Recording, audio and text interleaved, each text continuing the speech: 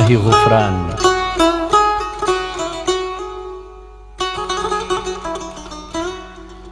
لەبەر قاپی مانگی جوانی بەدەستی خاڵی وەستاوم لەبەر قاپی مانگی جوانی بەدەستی خاڵی وەستاوم بە ڕوو زەردی و کۆڵێ تاوان بە خوڕ فرمێسک دێ لە چاوم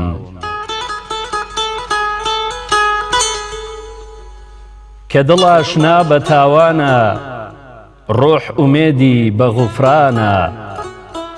بۆیە لەم سەحرای ژیانە هەر بە هیوای چۆڕێ ئاوم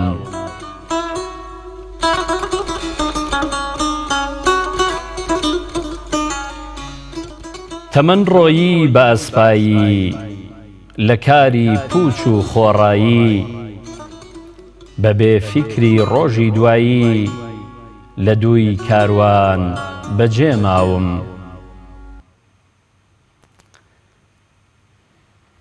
لە دەستی نەفسی ئەممارە بەیانی ژینم شەوگارە ئەگەر چی جەستە بیمارە بەرەو لای تۆیە هەنگاوم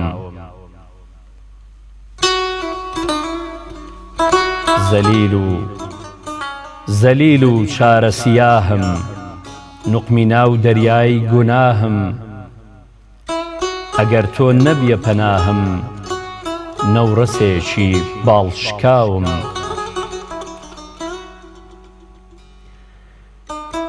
کە مەجنونی دەشت و هەردم بە عیشقی تۆ چێهرە زەردم ئەگەر دارم وەگەر بەردم خۆ مەخلووقی تۆیە ناوم تەمەن کەڕ و لە پاییزە گەڵا لە داری ژین زیزە وەک گوڵی شەوبۆ و گەزیزە بەدەستی خەزان ژاکاوم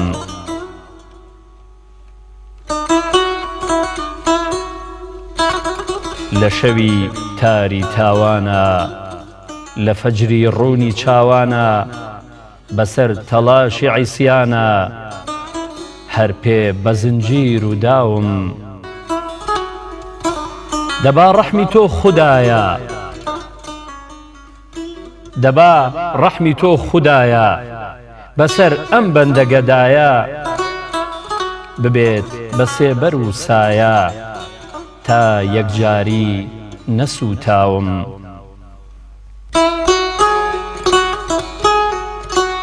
کە تۆی تەنیا و تاک و بێکەس کە تۆی تەنیا و تاک و بێکەس بێ هاوتا و هاوڵ و دەربەس هەر خۆتی خودا و فریاد ڕەس من بەندەیەکی داماوم ئەی خودای ڕەحمان و غەفور ئەی خودای ڕەحمان و غەفور پێنجوێنی لە مانگی پڕنوور نزا ئەکا نزیک و دوور لێم خۆش بە تا لە ژین ماوم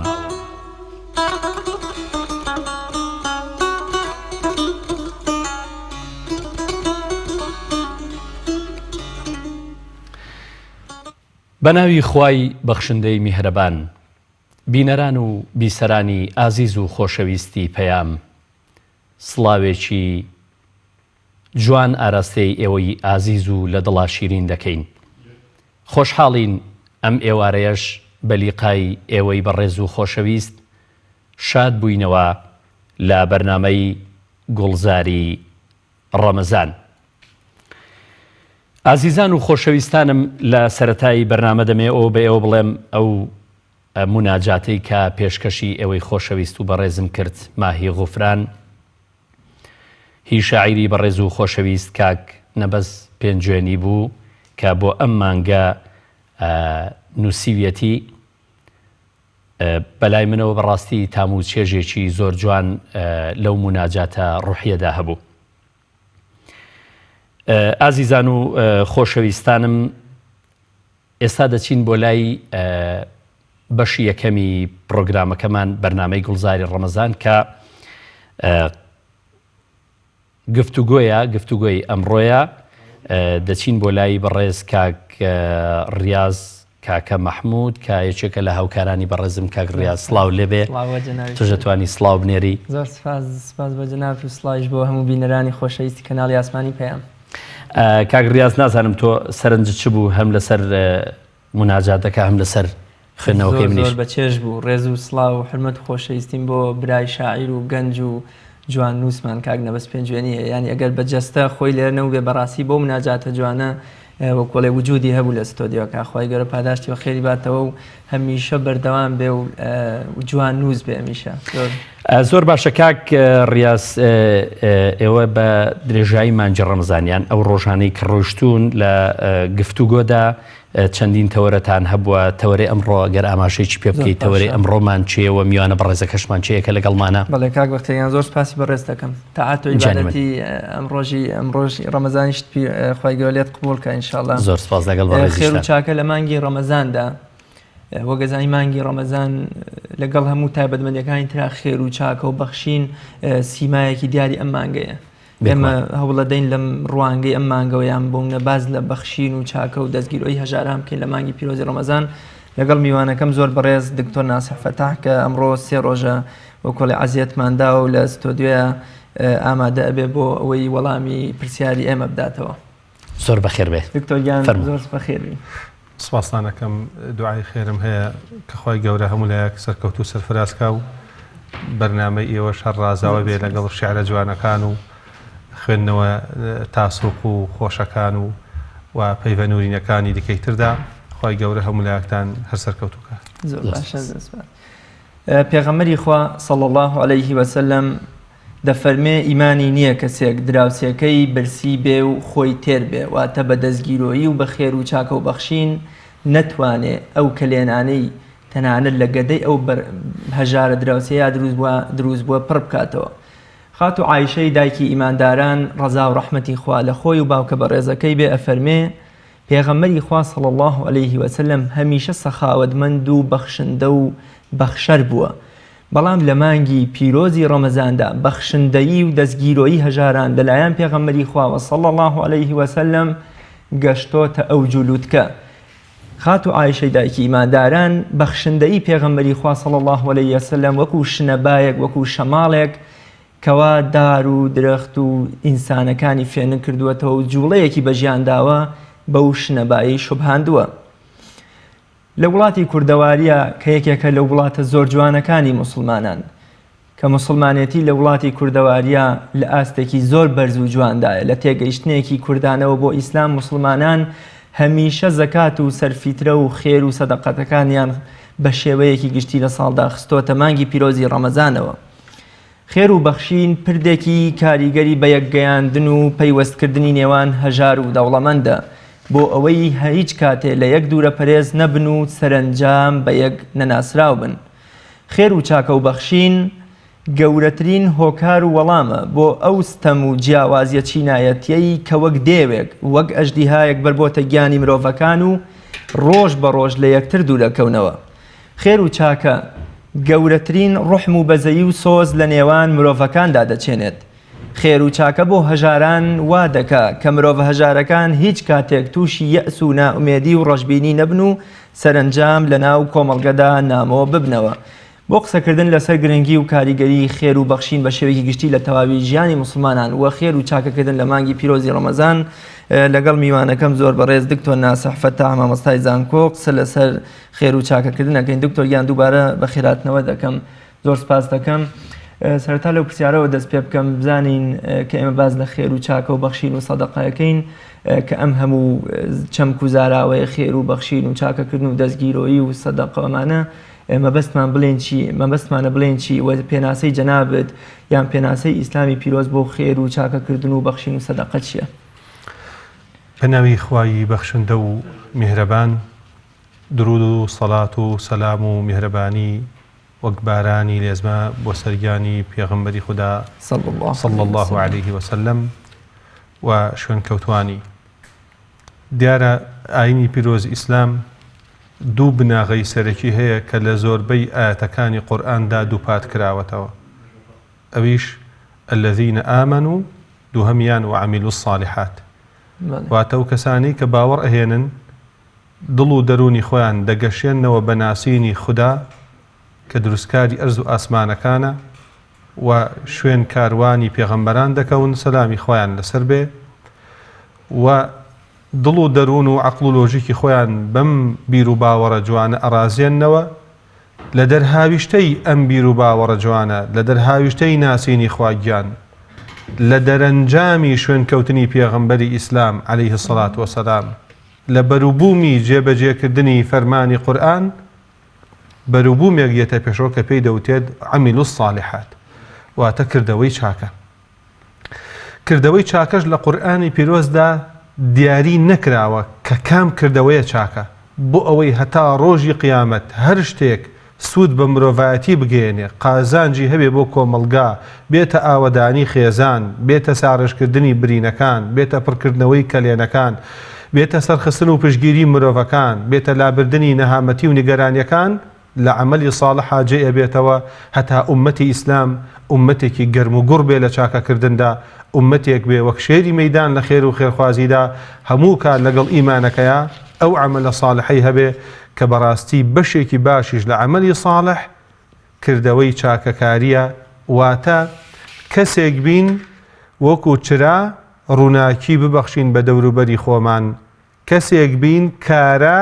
چالاکیمان پێشکەش بکەین بە دەوروبەرمان کەسێک بین وەک مانگی تابان تاریکایەکان ڕوونکەینەوە بۆ خەڵکی هەتا نەکەونە ناو چاڵ و نیگەرانیەکان کەسێک بین ڕووخۆش و بۆن خۆش بۆی بتوانین دەوروبەری خۆمان خەندە ئامێز بکەین کە بەڕاستی ئەمە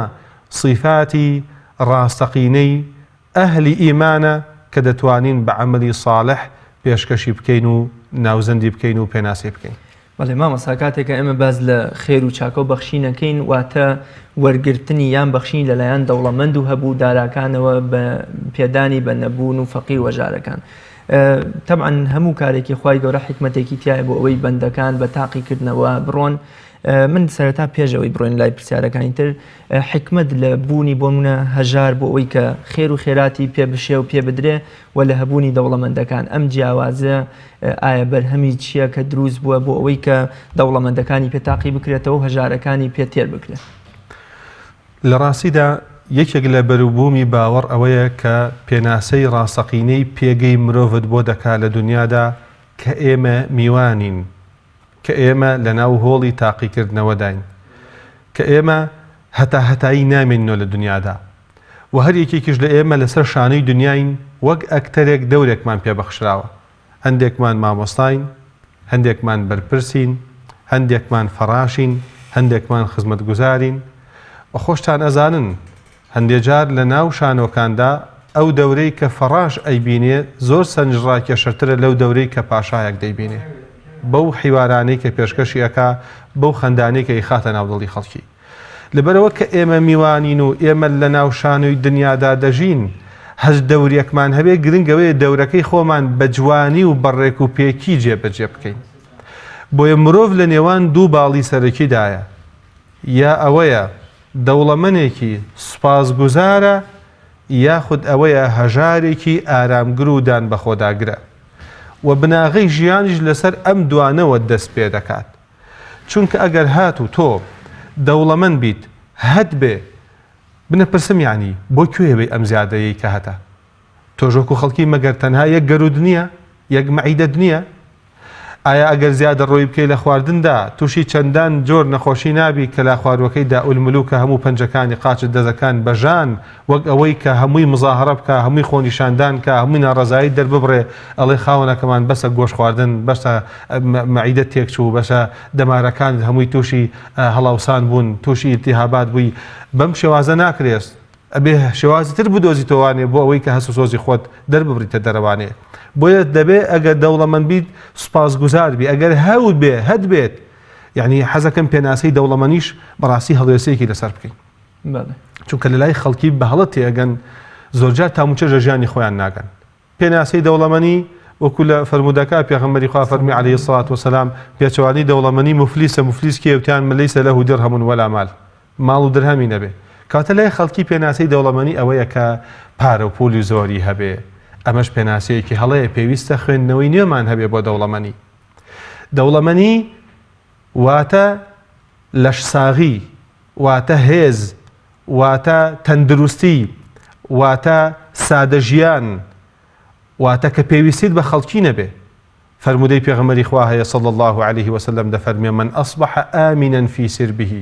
هەچ کەسێک ئەمین بێ لە ماڵەکەی خۆی، معافا في بدنه، ساغ و تەندروست بێ لە لاشەولاری خۆی، عنده قوت يومه، خواردنی ئەو ڕۆژە لە بەردەمیا بێ و هەی بێت، فكأنما حيزت له الدنيا بجميع حذافيرها، وەکەوایە هەموو دنیا لە بەردەستی تۆ تاخر کرابێتەوە. بۆیە دەوڵەمەنی چی ئەگەر پاری زۆرت هەبێ بەڵام گورچیلەت ناساغ بێ هەچی ڕۆژە غەسلی گورچیلەت بکەیت،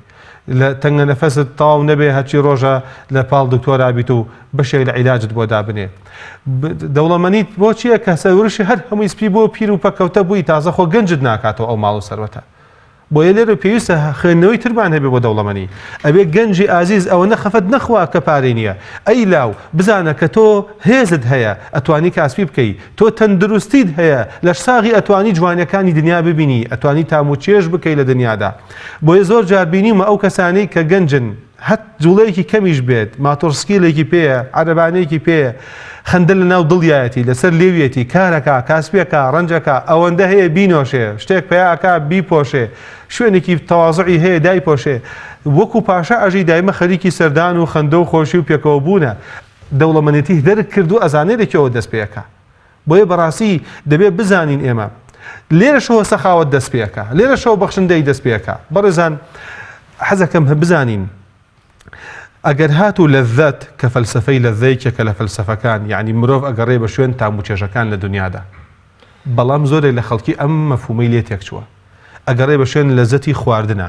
ئەگەڕێ بە شوێن لەذەتی خواردنەوەدا، بۆیە تووشی خواردنی حرامە بێت، تووشی خواردنەوەی مەی ئەبێ ئەوێت تاقی کاتەوە بە شوێن لەذەتەکان ئاگەڕێ، تووشی لەذەتێکی تر ئەبێت کە داوێن پیسیە خواپەنامان بە، تووشی ئەوە بێت کە بەردەوام لە ناو مەلەهەکان و لە ناو قمار هەیە لەذەتی قماری گرێ، هەیە لەذەتی جگەرە کێشانی گرێ، معتا دەبێ، بشێن لەذەتەکانە ئەگەڕێ. ئەمانە بەڕاستی گەورەترین پێگەی ژیانیان لەدەستداوە کە نازانن لەذەتە جوانەکانی ژیان لە چیایە. دەوڵەمەندێک ئەکرێ بچێتە ناو چێشخانەیەکەوانێ خواردنێکی باش بخوا، پارێکی زۆری لێ بسەن، بەڵام تام و چێژ و لەذەتێکی ڕاستەقینە لە دەموچاوی دەوڵەمەندێکە ئەبینی تەوانێ کە یارمەتی هەژارێکی داوە بە هەمان پڕەپارەکە خواردنێکە لە مەطعەم و چێشخانە فاخیرەکاندا، ئەیا بە هەژارێک کە سەیرەکە بەو پارێ بەشێک یا 2 کیلۆ گۆشتی پێکڕێ، ئەیبا بۆ ماڵی هەژارێک سەیرەکە ئەبێتە شایی، ئەبێتە خەندە، ئەم منداڵە چۆن دەموچاوی ئەگەشێتەوە، ئەم خانەوادە چۆن خەندێتە ناو سفرە و خوانیان. ئەم دەوڵەمەندە کە سەیرەکە تام و چێژ و لەذەت و خۆشی و خەندە و شادیەک ئەگاتە دڵی.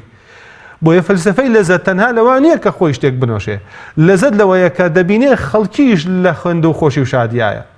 تەنانەت بەڕێزان سەخاوەتی بۆ نمونە، هەندێک کەسێ پارەکە بەلایە و شیرینە، ئەم پارە لە گیرفانیا بەیتر زۆر ئەهان گیرفانەکانیشان لەسەر دڵمان داناوە، ئەمە گیرفانە لەسەر دڵە، بۆ لەبەرەوەی کە پارە و تەبیعەتی وایە خۆشێوێ لەبەرەوەی دراوسەی دڵ بێ، کە هەڵەیە ئەمە دەبێت دنیا لە دەستمان نابێ، خۆشەویستی خوا و قیامەت لە دڵمان دابێ. پاشان بزانە کە ئەم پارە و پولە ڕاستە خۆشە کە لە گیرفان تابێ، بەڵام هەندێک دیمەن هەیە کە ئەیبینی زۆر سەنجڕاکێشەرترە کاتێک یارمەتی هەژارێکە دەی، کاتێک یارمەتی نەدارێکە دەی، کاتێکە بۆ کەس بوو لەبەر خاتی خوا ببێ بەرامبەر سەخاوەتێک ئەنوێنی زۆر سەنجڕاکێشەرە، تام و چێژێکی زۆر گەورە و مەزنی هەیە، مرۆڤ ئەتوانێ لێوە سەخاوەتی ڕاستەقینە بۆ خۆی بەدەست بهێنێ. بەڵێ دکتۆر گیان، خی گەورە لە مانگی پیرۆزی ڕەمەزانە زۆر وەکو لە داوای لە بڕواداران لە مسلمانان کردووە کە خێر و چاکە و سەداقە بکەن. تەنانەت سەدەقە و خێر و خێراتی ڕەمەزان لە فەرمودا هاتووە کە خێر و پاداشتەکەی چەند قاتە. جەنابەت بۆ ئەمە چی ئەڵێ کاتێک کە مسلمانان هەستیان بەم گرنگی و کاریگەری بەخشی نەکردووە، هەوڵ ئەدەن خێر و خێرات و سەدەقە و زەکات و سەرفیترە و فیدیە و هەموو شتەکانیان بۆ بخەنە مانگی ڕەمەزان. ئایا ئەمە ئەم پاداشتە خواییە چەند قاتەیە وای کردووە، یام هەر ڕەمەزان خۆی لە ڕوانگەی فەرمودەکەی خات و عایشەوە شێوازێکی ترە هەر بخۆی وەکو ئەڵێ شنەبایەکە شەماڵێکە بۆ ئەوەی خێر و خێراتەکانمان هەموو خەڵکی بگرێتەوە؟ دیارە مانگی ڕەمەزان کۆمەڵێ تایبەتمەندی خۆی هەیە کە خی گەورە قورئانی تا هێناوەتە خوار و قورئانیش دنیایەکە لە پند و ئامۆژگاری و هیدایەت و ڕێنماییە بۆ مرۆڤەکان. خێر و چاکەش لە مانگی ڕەمەزانە بە فەزلی خی گەورەوە هایە کە زیاتر دەکات بۆ نەشەوی قدری بە 1000 دانەمانگە کە 83 ساڵێکەکە و خێر و چاکەکردن تایدا یەک بەدە تا یەک بە 700 لە مانگی ڕەمەزانە هەموو حەسەنەیەک تایدا لە خواروەکەی یەک بەدەیە و زیاترە و بەرەو زیاتریش ئەڕوا. بە تایبەتیش ڕەمەزان بەشێ لە پەروەردەی مرۆڤەکانە لەسەر سەخاوەتی، چونکە دەوڵەمەند بە ناز و نیعمەت لە بەردەستا بێ دەرکی هەژار ناکەی بەڕاستەقینەی. یعنی ئەمە بۆ نمونە جابەجارێک ئەڵێن ئادی نابینایە چۆن هەڵسوکەوتەکە، جابەجار ئەگە کارەباکە بکوژێنینەوانێ لە خۆمان بەرچاومان داگیسێ بە تاریکی تەواو هەمووی کیانمانەکەێتەوانێ ناتوانین چاکەی بەردەممان بخۆینەوە، ناتوانین درگای ماڵکی خۆمان بدۆزینەوە. ڕێ لێ تێکەچێ ئەوجا هەست ئەەکەی بەوەی کە تۆ بەڕاستی دەرکت کرد تا ئەندازێک کە نابینا چۆن مامەڵاکە. لەو وڵاتانە کە کەسێک سایقیش پاس دەکا، شۆفێرەتی پاس دەکا، تاوێک چاوی ئەبەستنەوە بۆی وەکو نابینایە سوار پاس بکەوێ، تاوێک ئەڵێن بە هەنگەشەلێ سوار پاسەکە ببە لەبەرەوەی دەرک بکە هەز بکە کە کەمە ئەندامێک حاڵی چۆنە، چونکە هەندێک لە شۆفێرەکان هەر ئەو نەفەرێ سەرکەوت قاچی لە ناو پاسەکایەتی خێرا پێی پیانێ و ئەڕوا ئەو کەسە لەوە چێ بکەوێت تووشی ناڕەحەتی ببێ، یاخود ئارام ناگرێت لەسەر نابینایە کە دێت تا دەرگاکە ئەدۆزێتەوە تا قاچێک گێنێتە سەرەوە تا نازانێت کام کورسێ بە تاڵە بچێتە ناوی ئەویش لە ئاوێنەکەەوە لا چاوێکی تێکردو و سەیرەکە و تووڕێ لەوەی کە دانابەزێ و دوعایخا کاتێک کە خۆی ئەم دیمەنە ئەبینێ بەشێک لەو هەستی بۆ دروستە بێ و مرۆڤێتی بۆ ئەگەڕێتەوە. یەکێ لە پیشەی ڕەمەزان و دەرس و ئامۆژگاری ڕەمەزان ئەوەیە کە ئێمە مرۆڤین، مرۆڤێتیمان بۆ بگەڕێتەوە. ئەزانی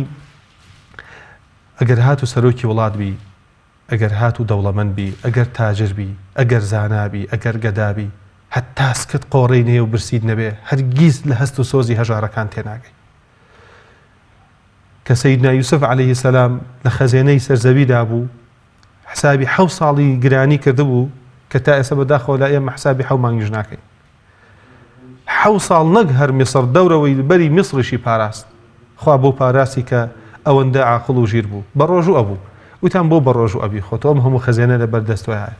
ئەوژێ فەرموو هەستەکەم تەمەڵ ئەبم، هەست ئەەکەم بەشێک لە خەمۆکی ڕومتیەکە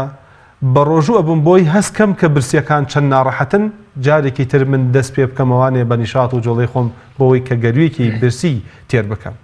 ئەڵێن ئیمامی ڕەبانی فەرمێتی تێرکردنی گەروێکی برسی خێری لە حەجێک زیاترە، چونکە ئەوەندە مرۆڤەکان ناڕەحەت ئەبن تووشی نیگەرانی ئەبن پێویستی بە مرۆڤ دۆستێکە یارمەتی بە. ئەبوو زەڕی غەفاری ئەفەرمێ سەرم سۆڕەمێنێ کەسێک کە شەو تا بەیانی سکی هەڵبوو گوشێ لە برسا ولا يخرج بسيفه على الناس سبەینێ چۆن شمشێری هەڵناکێشەوە بێت سەر ڕێگەی خەڵکی بگرێ. زۆرجا برسیکردنی میلەت دەبێتە سەرچاوەی ئەوەی کە دزی پەیدا ببێت لە کۆمەڵگەدا، بەڵام وەکو نەخۆشی لێ دێت تیماری ئەو نەخۆشیە سەخاوەتی و چاکەکاری و خزمەتگوزاریە. جا بۆیە خودی ڕەمەزان کە ئێمە بە ڕۆژووە بین کە بێ هەمووان بە ڕۆژوو بین بۆ ئەوی دەرکەین هەست بکەین بە گەروە برسیەکان بە بێناسەکان بەو کەسانی کە چەند ڕۆژ بەسەریان ناتێ ئەپەڕێ، هەفتە و مانگ بەسەریان ناتی ئەپەڕێ تامی گۆشت ناکەن، چەندان سات بەسەریان ناتی ئەپەڕێ میوە نییە لە ماڵەکەیان نابیخۆن. دەرکە بەوانەی کە هەندێک جار بە تایبەتی لەو کاتانەی کە برسێتیەک وڵاتی ئێمەی گرتە بوویەوانێ ئیتر بزانە ئەو کاتە ئەنجا قیمەتی دینیش بەڕاستی دەرەکەوێت، چونکە کابرا کە بێدینە چی وای لێ کاپچێ سەخاوەتی بنوێنێ، چی وای لێ کا پارێ بدۆزێتەوە بیاتەوە بە خاوەنەکەی، چی پاڵنەرە بۆ ئەوەی کە ئەم کەسان پارەی بە عەرەقی ناوچاو پیاوی کردەوە ببەخشێ بەڕاست و چەپدا. بەڕاستی ئالێرەوە زەڕوڕەتی دین جارێکتر خۆی ئەچەسپێنێتەوانێک کە کۆمەڵگا بەبێ دین نابێ بەڕێزان. ئاین حیاتە بۆ ژیانە بۆ کۆمەڵگا، ئاین ژیانەوەی لە هەموو بەشەکاندا. کاکتۆر ئەوەی کە فەقیر و هەژار هەیە سونەتێکی کەونیە تر دەبێت هەژارەکان هەبن دەوڵەمەندەکانیش هەبن، بەڵام ئەو بەخشینەی کە موسڵمانان زیاتر لە مانجی ڕەمەزاندا دەیبەخشن خودی ئەو خێر و چاکەیە بۆ پاراستنی هاوسەنجی نێوان تاکەکانی کۆمەڵگانیە، بۆ ئەو نییە کە ئەوی جەنابەت بەڕێزان باسی دەکەن بۆی کە کەسێک پەلاماری کەس نەدا بۆی حاڵەتە کۆمەڵایەتەکان بۆی دزیکردن تاوانەکان زۆر نەبن دزیکردن نەبێ سەرپێچیکردن نەبێ پەلاماردانی یاسا نەبێ بێڕێزیکردن بەرامبەر بەیەک نەبێ دیسان بۆ ئەوە نییە کە هەژارەکان خۆیان بە پشکداری ماڵی دەوڵەمەندەکان بزانن ماڵی سەرمایه‌دارەکان بزانن بۆی پاراستن هەبێ و دیسان هاوسەنجی و تەباییەک ئاشتێکی کۆمەڵایەتی دروست بێ بێگومان یەکێک لەو شتانەی کە ئەمڕۆ لەسەر زەویدا لە وڵاتان نیگەرانی کردوون نەبوونی هاوسەنگیە لە نێوان دەوڵەمەند و هەژارەکان کە سەریان سوڕماوە کە چی بکەن بۆ ئەوەی ئەو هاوسەنگیە دروست ببێ ئەو جا لەولا جارێک ڕەسمالی پێیا ئەبێت جارێک ئیشتراکی پێیا ئەبێت جارێک واکە لە مرۆڤەکان کە خاوەنی هیچ نەبێت بۆی کە هەمووی وەکو یەکوەها بێ کاتێک کە فکری ئەقتاعی و ئەوە پێشکەشکرا بۆی کە فەژارەکان ڕزگاریان بێت بەڵام بە پێ راپۆرتەکان زیاد لە 2 ملیۆن کەس لە برسا مردن کە ئەمە کێشەی هەموو مرۆڤایەتی کێشەی سەرزەویە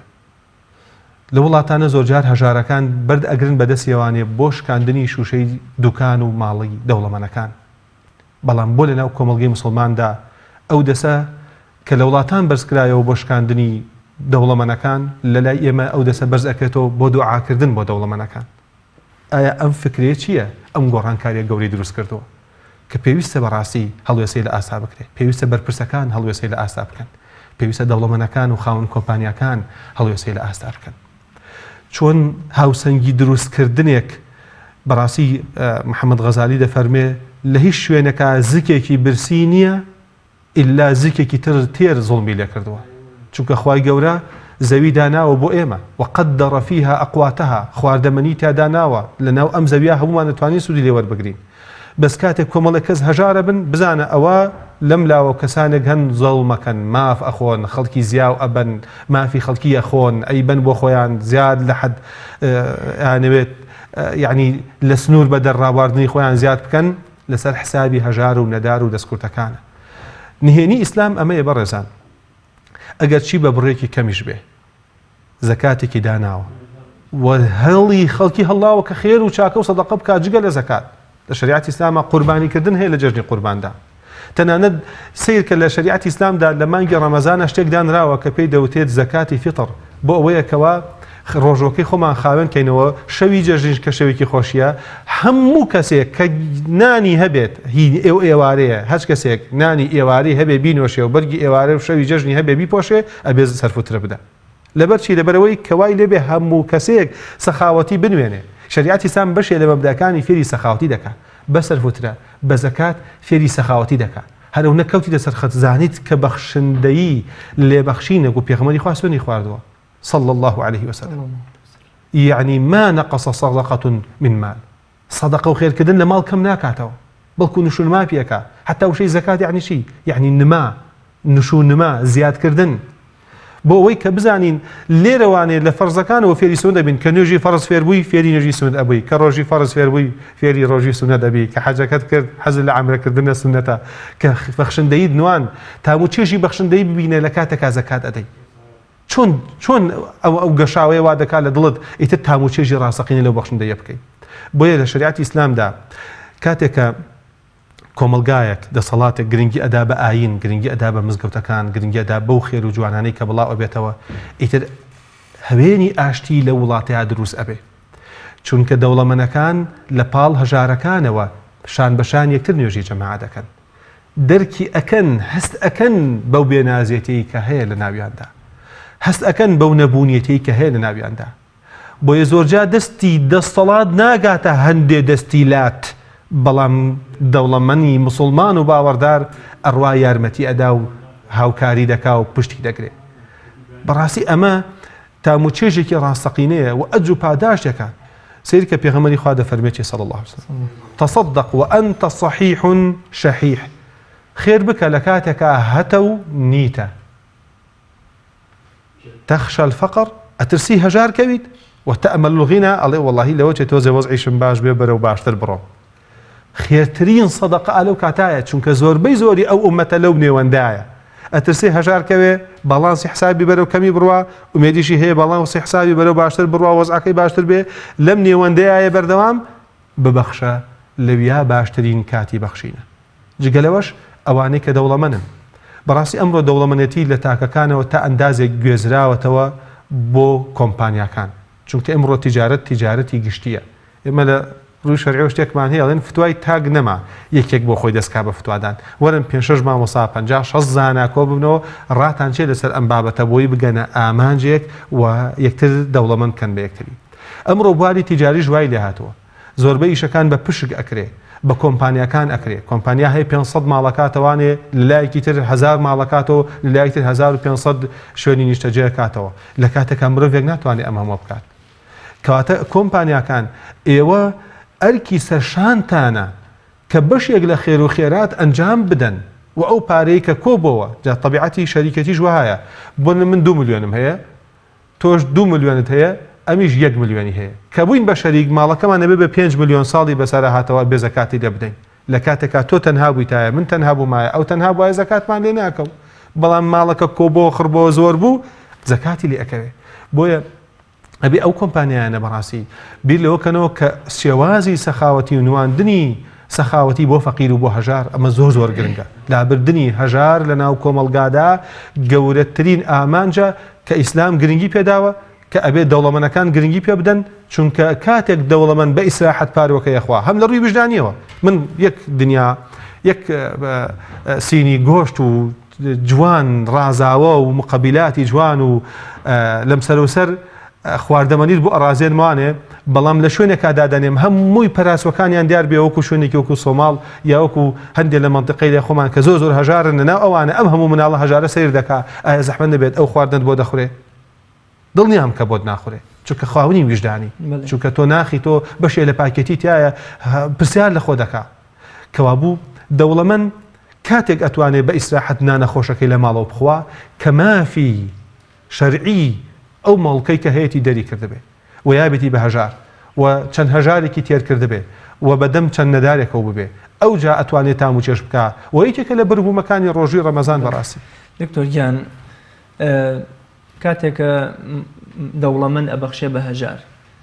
چۆن ئەو هەستە دروست بکەین کە ئەم بەخشینە منەت و بە کۆیلەکردنێک نییە بۆ منە منەتێک نییە بیکا بەسەر هەژارەکە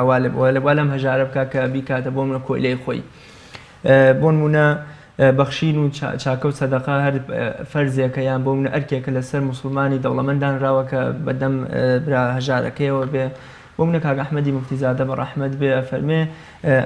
ئەنفەق و ئینفاق شتێک نییە وەکو بەخشینەوە بەڵکو فاسیلە و فەراغێکە لە نێوان مرۆڤەکانە ئەبێ پڕ بکرێتەوە ئیمامی ئەبوبەکریش ڕەزا و ڕەحمەتی خوای لێ بە کاتێکە داوا لە بیلالی حەبەشیەکە کە مەدینە بەجێ نەهێڵێ بیلالە فەرمێ ئەگەر منت لەبەر خاتری خۆت و بۆ بەرژەوەندی خۆت وەکوڵێ بۆ منەتێک ئازاد کردو ئەوە من ئامادەم ئەمێنمەوە بەڵام ئەگەر لەبەر خاتری خوایشە ئەوە ڕێم لێ بدە من ناتوان بەبێ پێغەمبەری خوا لە مەدینا بژیم چۆن ئەو هەستە دروست بکەین کە خێر و بەخشین و سەدەقە و چاکەکردن نابێ بە دەموچاوێکی مۆن و مۆڕ و نازان پێ ناخۆش بوون و ئەمەوە بێ و دوایش بیکەنە منەتێک بەسەر ئەم پیاوە فەقیر و ژارا و مناڵەکانی هیچ کاتێ ڕویان نەبێت لە کۆمەلگایە خۆیان بنوێن و ئەم لەم لاوە بڵێ من بووم دەستم گرتون و من بمناردوم نەتە زانکۆ ئەم شتانە لە ڕاستیدا دووسێ شت هەیە ئەبێ ڕوونی کەینەوە بۆ ئەوی کەوا ئەم بابەتە لای خەڵکیش بزانێت چونکە من بە خەڵکیڵێن خێر بکەن بەڵام شێوازی خێرکردنەکەیان پێناڵی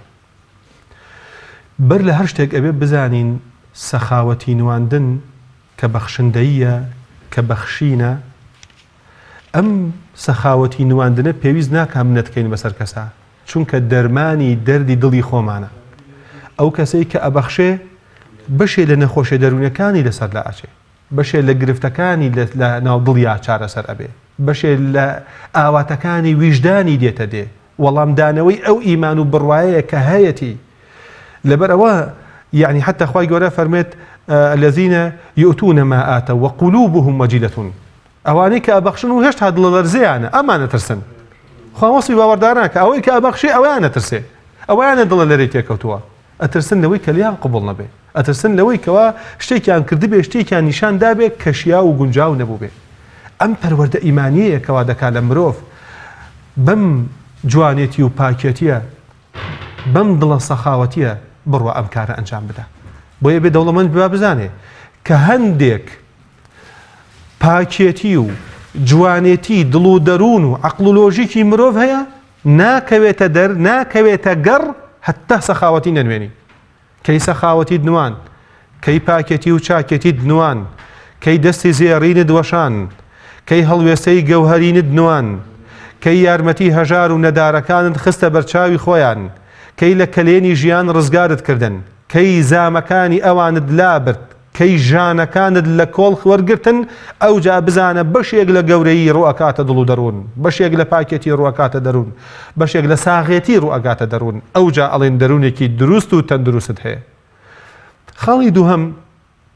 بەڕاستی نواندن لە کاتی بەخشندەیدا دەبێت لە پەنهانیدا بێت، تەنها نیشانی خوای گەورەی بدەیت سوبحانەه وتعالە. ئەمەیە کە گەورەیی ئیشەکانی تۆ زیادەکە. لە حەدیثا فەرمێ سەبەقە دیرهەمون ئەلفە دیرهەم، درهەمێ پێش 1000 درهەمەکەوێ، یعنی 1000 دینار پێش ملیۆنێکەکەوێ، یعنی 100 دۆلار پێش 50 دەفتەر دەکەوێ. کاتێک کە دەیبەخشی بۆ شوێنی خۆی و جێگەی خۆی و بەنهێنی و بە دوور لە منەتکردن، ئەتوانین ئەو سەخاوەتیە پێش ئەوانی دیکەیتر بکەوێ. کاتێک کە تۆ تەنها 2 وەرەقەت هەیە، وەرەقەیەکیان نەبەخشی، گەڵایەکیان نەبەخشی، 100 دۆلاریان دەبەخشی، کەسێکیش 40 دەفتەری هەیە 2 وەرەقە بەخشێت، چۆنەوەی تۆ پێش ئەو ناکەوێت؟ تۆ نیوەی ماڵەکەت بەخشیوە، ئەو ڕوبعەکەی ماڵەکەی بەخشیوە. وەی ئەم دڵ و دەروونەیە کە خوای گەورە ئاوێ. ئەندازەکەی لای خوای گەورە گرنگ نییە بەو ئەندازەی دڵ و دەروونەکەی تۆ کە چەنە سەخاوەتی تایە. سەیرێکی قورئان کە دەفەرمێ کە حەیوان سەرە بڕیت قوربانی ئەەکەیت، خێرە دەی لن ينال الله لحومها ولا دماؤها، نەخوێن و نەگۆشتەکەی ناگاتە لای خوای گەورە. چ مەلایکەتێک بە زەمبیلەیەک هاتۆ گۆشتی قوربانەکانی ئێمە ببا بۆ ئاسمان؟ ئەگەین بە برا و دۆست و ئەزیزانی خۆمان، ئەی خوای گەورە چی ئەوێ؟ ولكن يناله التقوى منكم، خوا ئەم دڵ و دەروونەی ئەوێ کە لە پێناوی خوا گەشتوویتە ئاستێک کە بیبەخشی. ئەم بەخشینەی وا دەکا کە مرۆڤ گەورە بێ لای خوای گەورە. چیرۆکێک زۆر سەرنجی ڕاکێشام کە مناڵ بووم لە بابمان دەبیست کە جێگەی هەڵوێست وەرگرتنە و فیعلاً لە هەڵقوڵاوی قورئان و سونەتە ئەم چیرۆکە، کە پیاوێکی دەوڵەمەنە سەخاوەتی زۆر نواندووە، چاکەی زۆر کردووە. ڕۆژێک گەچێت ماسیە گەکڕێ بە دڵ و دەرونی خۆی، زۆری پێخۆشە، ئەڵێ ئەم ماسیە زۆر جوانەی بەمە بۆ ماڵەوە. لە ڕێگا کە سیر دەکا ئافرەتێک لەو پەڕی بێنازیایە، لەو پەڕی بێتاقەتیایە، ئەڵێ خوشکی من ئەوە چییە؟ ئەوە ناڕەحەتی و نیگەرانی. و هەندێک گەڵێن یعنی بەلای لاکە تۆپیەوە کاوەستاوە مێدیەوە بووە کە کەسێ بڕوا بۆی کە تۆزێ لەم مردارەوە بۆ لێ بکات وەکو گۆشت بیباتەوە بۆ مناڵەکانی. کاتێک کە ئەم دەوڵەمەن ئەوە ئەبینێت ئەسووتێ لە ناخەوە، ئەڵێ دادە وەرە من ئەم شتم بۆ تۆ هێناوە. ماسەکەی کە بۆ خۆیانی هێنابوو و ئەو کەلوپەلی کە لەگەڵ ماسەکایە بووە هەمووی تەسلیمی ئەم دادەیەکە، ئەڵێ بڕۆ ئەمە بەکار بێنە، واز لەو مردارەوە بۆ بێنە. ئەم کەسە ڕاستە لە گەرویە ماسی نەخواردە و ئێوارە، بەڵام لە ڕووی ویژدانەوە زۆر هەستی بە ئاسوودەیی کرد، جگەلەوەی کە ئەو دیمەنێ هاتە پێشاو ئەوەندەی تر بیری لەوە دەکردەوە کە ئەمان دواکەوتن لە چاکەیە، نە ئەو وایە ئەو ئافەتە بگەشتایەتە ئەو ئاسەی کە ئەو کارە بکە. بەدەم ئەمانەوە خەوی لێکەوێشەوە. ڕۆژی قیامەت هاتە پێشاوی لە خەوەکەیدا کە سەیری کرد هەموو خەڵکە لە حەش و حیسابات وەستاون. ئەمیش بانیان کرد ناوی خوێندرایەوە چۆ بەردەم کێشانە و تەرازوی قیامەت، وتیان ئەمە فڵان شتی کردوتەوە و فڵان جێگەی کردوتەوە و ئەڵێ وەکو شاغوا بوون چاکەکانم کە یان قسە سەر تەرازوەکە هیچ ئەرزش و قورساییەکی نەبوو. منیش واقم وەرما بوو باشە من ئەم هەموو خێر و چاکەیە بۆ ئەم کێشان و تەرازۆ نایخوێنێتەوە. حتا وای لێ هات وتی تازە تەواو من فەوتام هیچ شتێکم نەما. کە سەیری کردەوە خراپەکانی قورسترە وەی لە چاکەکانی هەرچەندە بەقەدر کێوی زلزل ئەبوون.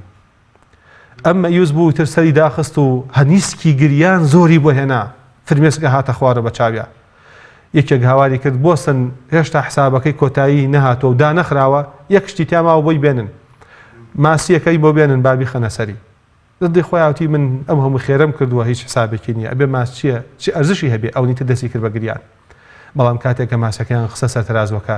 هەرچی خراپ و تاوانەکەی سووک بوو، هیچی نەما، ئەوەندە قورس بوو، سەنگین بوو، بەجارێک ئاگ هاتەوە بەریا وتی باش ئەم هەموو چاکەیەم کردو بۆ دیار نەبوو بۆ ماسەکە دیار بوو وتی ئەمە بە دڵ بەخشیوتە کەس ئاگای لێ نەبووە ڕزامەندی خوا مەبەستت بووە ویژدانت هەڵی ناوی بۆی کە ئەم کارە بکەیت لەبەر خاتی خوا ئەم کارت ئەنجامدا بۆی ئەمە پاداش دەکەیتی جا بەڕاستی ئەجر و پاداشت لە ڕۆژی قیامەتە بە پێی ئەو دڵ و دەروونەیە کە بەخشیوتە بۆیە زۆر شوێنی خۆیەتی جێگەی خۆیەتی کە ئێمە ئەبەخشین واز بێنە لەوەی منەتکەی بەسەر ئەوە یعنی نەفەرمودا هاتووە فەرمێ ئەو چاکەی کە دەیکەی بەر لەوەی بگەوێتە دەستی ئەو کەسەی کە هەژارە ئەکەوێتە دەستی خوایانە سبحانەوە تەعالە باش ئەگەر هاتو تۆ چاکەیە بکەی بگاتە دەستی خوا بەر لەوەی بگاتە دەستی هەژار ئەبێ هەڵوێستە چۆن بێ با مامەڵە بکەین کە منەتکەین لا تبطلوا صدقاتكم بالمن والأذى بمنەتکردن خێرەکانی خۆتان بڵاو مەکەنەوە خوا دەفەرمێ وما أنفقتم من نفقة فهو يخلفه هەر خێرێگەکەی خوا لە جێگەی بۆت دائەنێتەوە لەش ساغیەکت پێ بەخشێ ئەگەر تووشی نەخۆشیێک بوویتایە بەدە دەفتەر ڕزگارن ئەوە ئێستا لەش ساغە لەبەرەوەی کە دەوەڕەقەت بەخشیوە بۆیە ئەمە حەقیقەتێکە دەبێ بیزانین بەشێ لە صالحین ئەهاتن ئەو پارەیە کە پێیان بوو بۆنی خۆشیان لێ ئەدا ئەیاندا بە فەقیرەکە داوت بۆ وا بۆنی خۆشی لێدەی فەرموو چونکە پێغەمبەری خوا فەرمێتی بەر لەوەی بکەوێتە دەستی هەژار ئەکەوێتە دەستی خوای پەروەردگار جا ئەمە حەقیقەتێکە کە ئەمە ئەبێ بەڕاستی بە دنیای پاکی بە دنیای چاکی ئەم مامەڵانە ئەنجام بدەین کە تۆ بزانی 100% لە خوای گەورەی ڕۆژی قیامەت تا ڕزگارت ئەکات لەم هەموو ناڕەحەتی و خەم و خەفەتە خوا لە هەموو گوناهەکانت خۆشە بێ لە هەموو گوناهەکانت خۆشە بێ بە بۆنەی یارمەتیداری تۆ بۆ هەژارێک بۆ نەدارێک بۆ لێ قەوماوێک من كان في حاجة أخيه كان الله في حاجته يعني تۆ یارمەتی کلێنی هەژارێ پڕەکەیتەوە خوا کلێنەکانی ژیانی تۆ پڕەکاتەوە وا لێکەی عیبەی هەژارێک داپۆشی کەنە بۆ کە دەست پان بکاتەوە لەوە ئەی پارێزی چۆن خوای گەورە لە ڕۆژی قیامەتە کلێنەکانی تۆ پڕ ناکاتەوە آخر ئالێرەوە دڵی ئیماندار دەردەکەوێ کە کۆمەلگا پێویستی بە دڵی باوەڕدار دکتۆریان وەگەزانین هەر کۆمەڵگەیەک هەر شارێک هەر وڵاتێ بەخشین و خێر و چاکە و سەدەقەی تیابێ ئەم کۆمەڵگەیە لە لووتکەی ڕێز و خۆشەویستی و حرمەتگرتن لە یەکترە لە جەنگی بەدرە پەرداخە ئاوێک لە نێوان دە هاوڵی پێغەمبەری خوا صلی الله علیه و سلم دەستا و دەست دەکات تا هیچ کامیشیان لێی تێر ناخۆنەوە من بەبەستمەوە بپرسم بەخشین و دەستگیرۆییکردنی هەژار و فەقیر تا چەند خۆشەویستی و ڕێز و ئیحترام و محبەت لە کۆمەڵگە و لە نێوان تاکەکانە دروست دەکات لە ڕاستیدا ئەمە ژێکێکی تر لە بەروبوومەکانی باوەڕ برایەتی بەتین سەخاوەتی ڕەنگین پێکەوەبوونێکی پڕ لە ئەوین دڵساغێتیەک کە مرۆڤەکان یەکتریان خۆش بوێ نایشارمەوە لێت بە بۆنەی زاڵبوونی بەشێک لە ژیار و شارستانیەتی غەرب خۆرئاوا کە لایەنی مادیەکەیەتی بەسەرمانە بەشێک لە جوانیەکانی لێ شێواندوین پێشکەشکردنی و مسەلسەلانی کە هەمووی پڕێتی لە خیانەت پڕێتی لە خۆ هەڵنانی دەوڵەمەنەکان لە خۆ بەزلزانی خاوەن مڵک و کۆشک و تەلارەکان وشکە ساڵێتیەک ڕووی کردۆتە دڵ و دەرونی ئێمەش بێنازیەک ڕووی کردۆتە ئێمەش وای کردووە کە ئەو جوانێتی و پاکێتی کە جاران هەبوو ئەو هەرەوەزێتی کە جاران هەبوو لە لادەکانە بەشێک لە مادیگەرێتی ڕوومان تێ بکە هەمووی بە مادە کار بکەین هەڵس و کەوت بکەین ئەگەر بڵێ ئەو شتە بخەرە ئەو لاوە ئەڵێ بایی ئەوەندەیە ئەگەر بڵێ پەرداخی ئاوی گەرمم بدەرێ بۆ مناڵەکە بیکەم بە مەمکەی مناڵەکە لە بازاڕێکە داوای پارەکەی لێەکە لە کاتێکا جاران ئەمانە بناغەکانی قیەمی پێکەوە بوون و پێکەوە ژیان بوون لەبەرەوە بزانە کە چ جەریمە و تاوانێکە ئەو کەناڵانە بەبێ فلتەر ئەم هەموو مسەلسەلە لێ ئەدەن و بەبێ فلتەر ئێمەش سەیریانەکەین زۆر گرنگە کە ئێمە بزانین برایەتی ڕاستەقینە لێەوە دەست پێەکە کە یەکتر بناسین کە سڵاوێ لە یەکتری بکەین کە بەدەم یەکترۆ بین بڕوا بکە ئەگەر یەکێکری پاست بۆ بدا ویژدان و سەخاوەتی لە دڵ تا هەبێ حتا ئەو ڕۆژی کە ئەمری ئەو دینارت لە پێش چاوە کە ئەو کەسە بۆی داوی لە ناو پاسێکە هەژارمان هەیە قەنەعەتتان بێت دەست بە دوعایە دەم بە دوعایە دڵ پاکە بۆ دەوڵەمەند واللهی ئەوە یەقینی تەواوەتیە کە هەندێک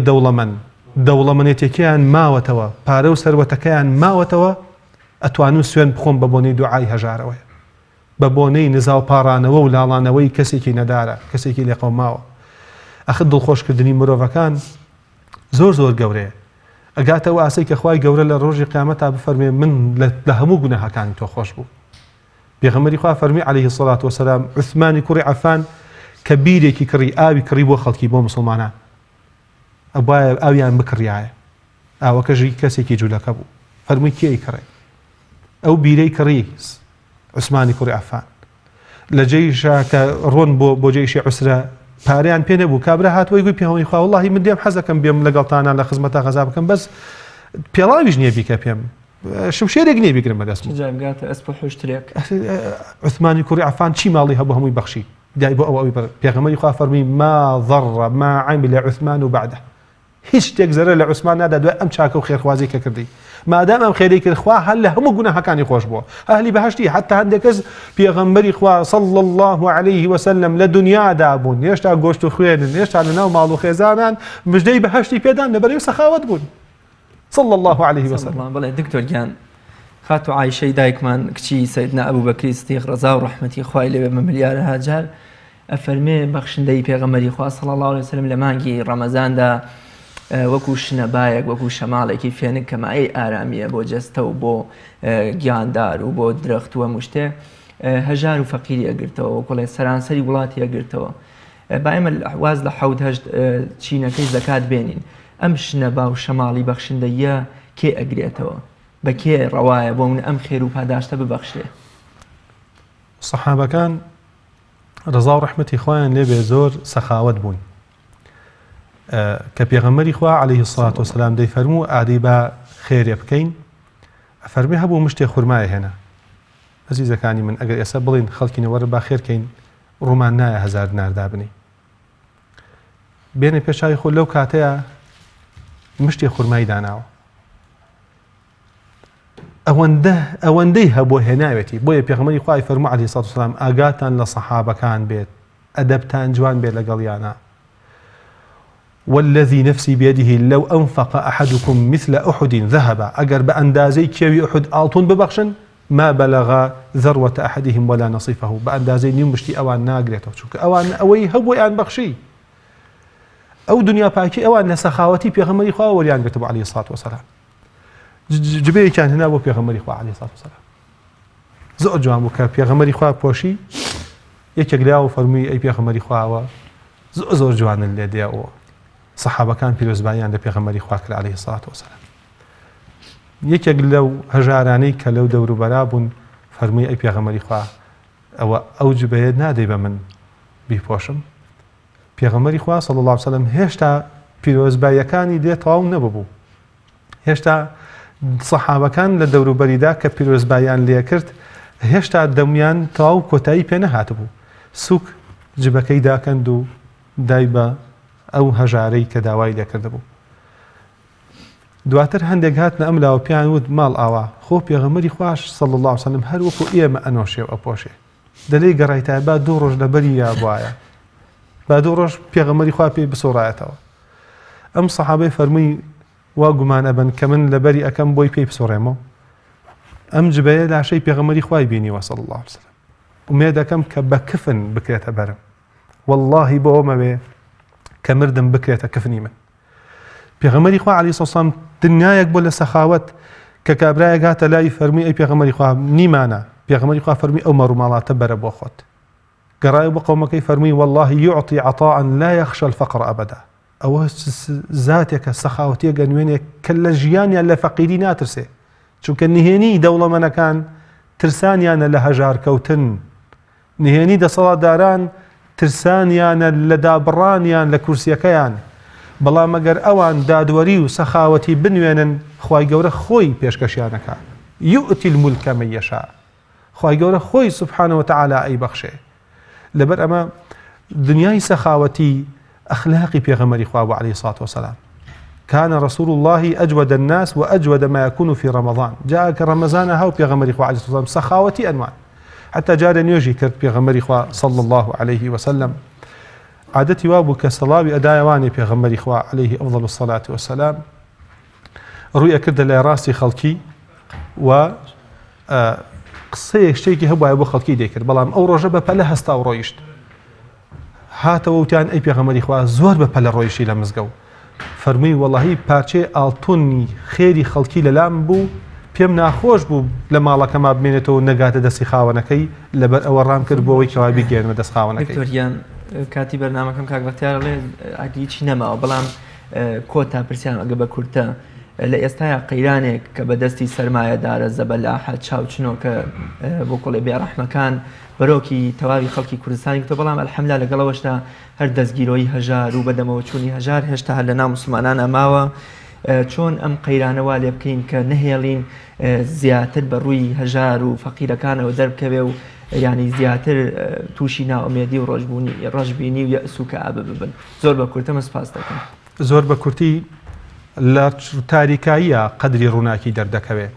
لە کاتی گرانێتیدا سەخاوەتەکان دەردەکەون. ئەمڕۆ ڕۆژی مردەکانە ڕۆژی دەوڵەمەنە سەخاوەتەکانە ڕۆژی ئەو کەسانەیە کەوا بەرپرسن و ئەیانوێ هەنگاوی ڕاستەقینە برێن بۆ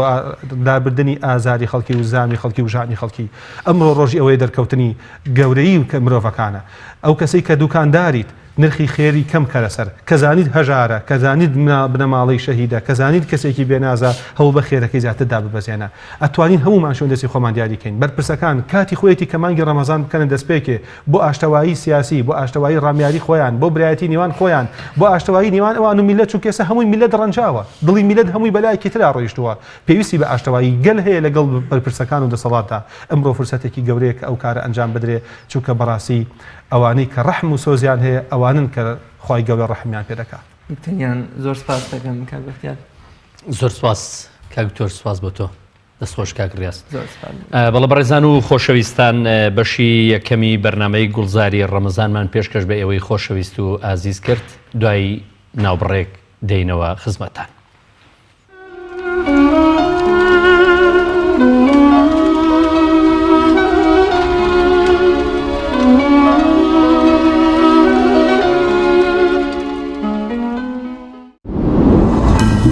تۆپ ئارت تاکە بریکاری تۆڕی میدیایی کۆمەڵ بۆ دروستکردن و بڵاوکردنەوەی ڕیکلام. تۆپ ئارت.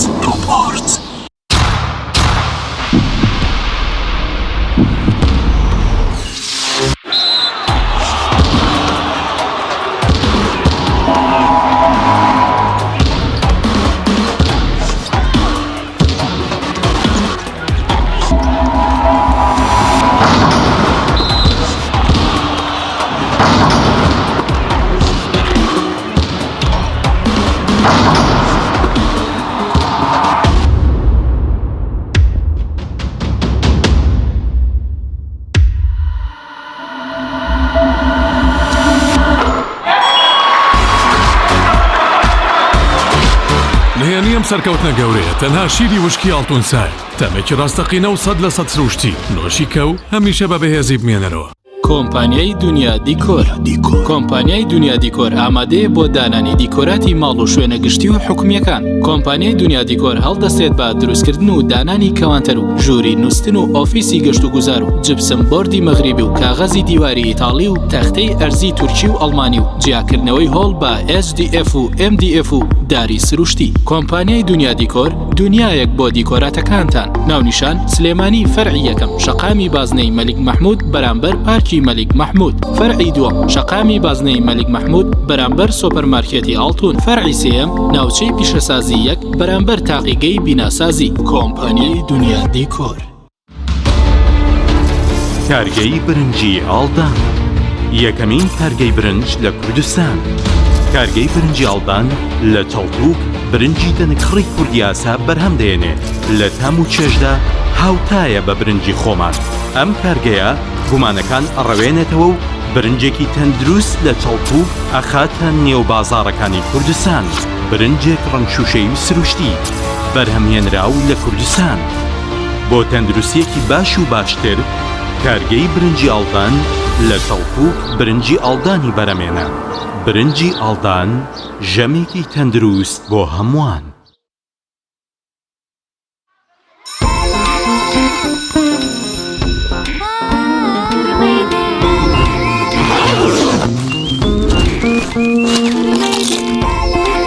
خرمەی دێ واردن بێت و خرمەی بێت. ئۆ خەیانە نا خرمەی دێ گێدەرە گێدەر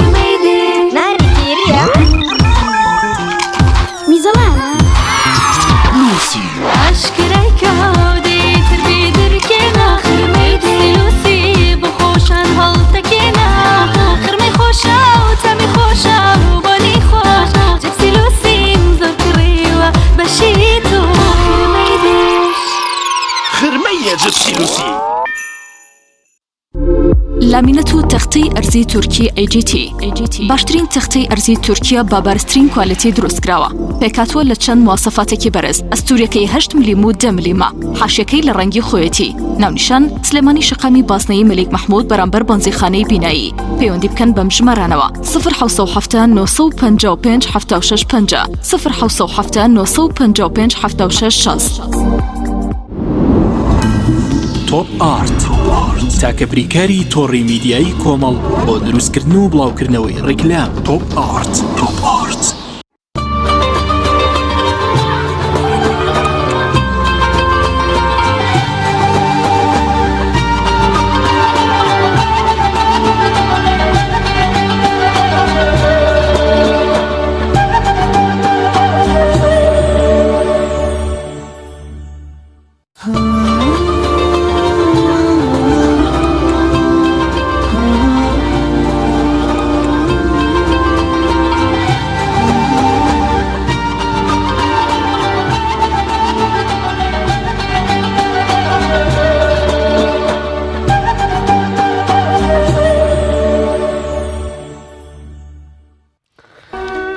بەناوی خوای بەخشندەی میهرەبان جارێکی تر سڵاو لە ئێوە بینەران و بیسەرانی ئازیز و خۆشەویستی پەیام و بەرنامەی گوڵزاری ڕەمەزان هیوادارینەوەی ئازیز و خۆشەویست لەم گوڵزارە بۆن و بەرامەیەکی خۆش بەسەرتاندا بێت بەڕێزان بەردەوامین دەچینە بەشی دووهەمی بەرنامەی گوڵزاری ڕەمەزان کە پێشبڕکێی نیشتیمانیە بۆ دەنگخۆشی و جوان خوێندنەوەی قورئان میوان ئازیز و خۆشەویستەکان مامۆستایانی بەڕێز و خۆشەویست بەڕێز کاک دکتۆر ئیسماعیل حەسەن دادوەری یاساکانی جوان خوێندنەوەی قورئان ئامادەیە بەڕێز کاک دکتۆر محمود عەبدوڵڵا دادوەری یاساکانی وەستان و دەستپێکردن و بەڕێز کاک شێخ حسێن بەرزنجی قورئان خوێنی نێودەوڵەتی دادوەری یاساکانی دەنگ و ئاواز زۆر بەخێربێن خۆشحاڵین ئەمڕۆژ کە ئامادەن زۆر بەڕێزن کاک شێخ حسێن دێمە لای بەڕێزت دەمەوێت بزانم ئەمڕۆ چەند کەس ئامادەیە بۆ بەرنامەکەەوە قسەتان چی بوو لەسەر ڕۆژانی ڕابردووی بەرنامەکە و بەڕێزانەی بەشداریان کرد ئاستی بەشداریەکان چۆنە و بەڕێزانەی بەشداری دەکەن کەسانێکن کە ئیتر باشن ئاستیان یان ئاستیان نزمە بسم الله الرحمن الرحيم الحمد لله والصلاة والسلام على سيدنا ومولانا رسول الله وعلى آله وأصحابه أجمعين سڵاو و ڕێز و خۆشەویستیمان بۆ بینەرانی بەڕێز و خۆشەویست لە هەر شوێنەکەن ئەمڕۆ پێش ئەوەی باس بکەین کە چەند کەس بەشدارن حەز ئەەکەم هەندێک تێبین و ملاحەزات بخەمە خزمەت ئەو بەڕێزانە کە بەشدار ئەبن لە مەولا و ئینشاءالله لە بەرنامەکە بەشدارە بن لە پێش بڕکێکە ملاحەزاتەکان ئەوەیە کاک دکتۆر و کاک دکتۆر ئیسماعیلیش لەگەڵ کاک دکتۆر محموود کۆمەڵێک تێبینیان خستە خزمەت ئەو بەڕێزانە ئەبێ لە ڕووی ئەمە هەروەکو یادخستنەوەیەک لە ڕووی یاساکانی تەجویدەوە تەجوید لە هەمویان گرنگترە با ئەو خۆشەویستانە بزانن کە من دوێنێش ئاماژەم پێکرد کە تەجوید و ئەحکامی تیلاوە عمودی فەقەری خوێندنەکەیە یعنی وە زۆرترین نمرەش لەسەر ئەو ئەشکێت پاش ئەمە دێنە سەر وەقف و ئیبتیدا و هەروەها ئاوازەکان ئەبێ ئەو کەسەی کە بەشدارە بێ بە شێوازێکی جوان و باش ئەدا بکە الحەمدولیلا بەشدار بۆکان تا ڕادەیەکی باش کەسانی باشیان پێ الحەمدولیلا هەمویان هەر باشن بەڵام ئیتر خۆت ئەزانی ئەمەی کە هەیە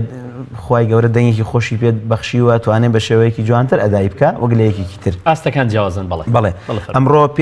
پێنج خۆشەویست پێنج بەشدار بوو بەشدارە بن لەم پێشبڕکێ نیشتیمانیە ئینشاءالله بە یەکەم بەشدار بوو دەست پێ ئەەکەین ئینشاءالله ئەویش برای بەڕێزمان کاک هارون ئیبراهیم لە بەردەڕەش سلام علیکم ورحمة الله وعليكم السلام ورحمة الله وبركاته باشی کاکە هارون فاطمة ساجان خالد خوا موفقت کا ئینشاءالله کاکە هارون گیان جەنابەت سوورەتی پیرۆزی ئالی عیمران بۆ جەنابەت ئامادە کراوە لە ئایەتی ژمارە 32 بۆ 36 فەرمووە گەر ئامادەی دەست پێ بکە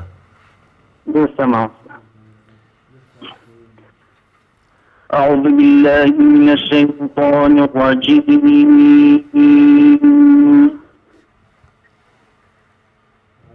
الله الرحمن الرحيم قل أطيعوا الله والرسول فإن تولوا فإن الله لا يحب الكافرين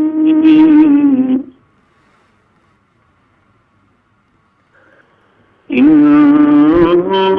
الله اصطفى آدم ونوحا وآل إبراهيم وآل عمران على العالمين ذرية بعضها من بعض والله سميع عليم إذ قالت امرأة عمران رب إني نذرت لك ما في بطني محررا فتقبل مني إنك أنت السميع العليم فلما وضعتها قالت رب إني وضعتها أنثى والله أعلم بما وضعت وليس الذكر كالأنثى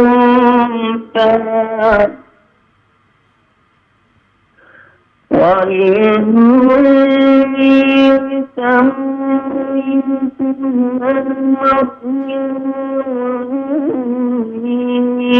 وعيدها بك وذريته من الشيطان الرجيم صدق الله العظيم. سوپاس بۆ برای ئازیزمان کاکە هارون لە بەردەڕەش. ئەچینە خزمەت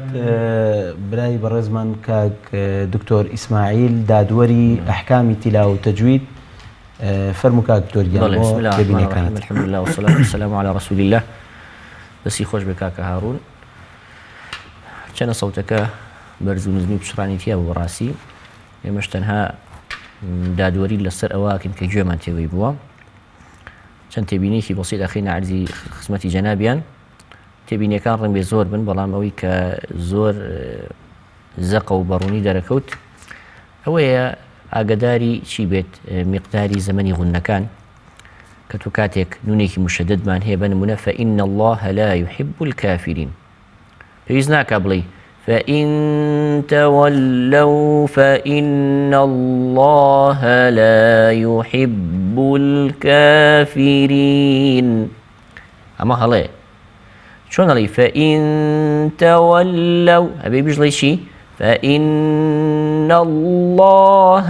بەو شێوازە ئەمە بەعام بۆ هەر هەمووی ئاگداری بێت.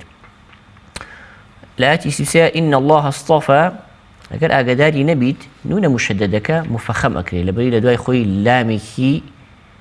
مغلەظمان هەیە لامی لەفظی جەلالەیە بەنمونە بەم شێوازەی گوێم تێی بوو إن الله ئەبێ بە إن الله ئەمە هەڵەیە. كلمة ذرية ليا راءك مكسورة ومرققي أخوانته نقبل ذرية عقداري أو بيت ترواني كأمينته زياتر أو كمن جملة بولا قراءك زياتر لزمني مقداري قلنا كان كي شيء بو خير موفقك خير پاداش جناب تام داتو إن شاء الله كاك دكتور محمود بو بابتي وقف ابتداء کاک هارون بزانین چۆن بۆ لە لای جەنابەت. بەناوی خوای بەخشندەی مێرەبان. دەستخۆشیمان هەیە بۆ برای بەڕێزمان کاک هاڕون، دیارە لە ڕووی یاساکانی وەقفی ابتیدا تێبینیەکم لەسەر ئەو برا بەڕێزە نییە، شوێنەکانی وەستانی گونجاو بوو، شوێنی دەستپێکردنەوەکانی بە هەمان شێوە گونجاو بوو. خوا جزای خێری باتەوە، خوا پاداشتی باتەوە. ئامین ئەجمعین، خوای گەورە پاداشتی ئێوەش بداتەوە ئینشاءالله. ئەچینە لای برایەکی ترمان، برایەکی بەڕێزی خۆشەویست، کاکە ڕێبوار شەریف لە شاری هەولێر. سلام علیکم ورحمة الله.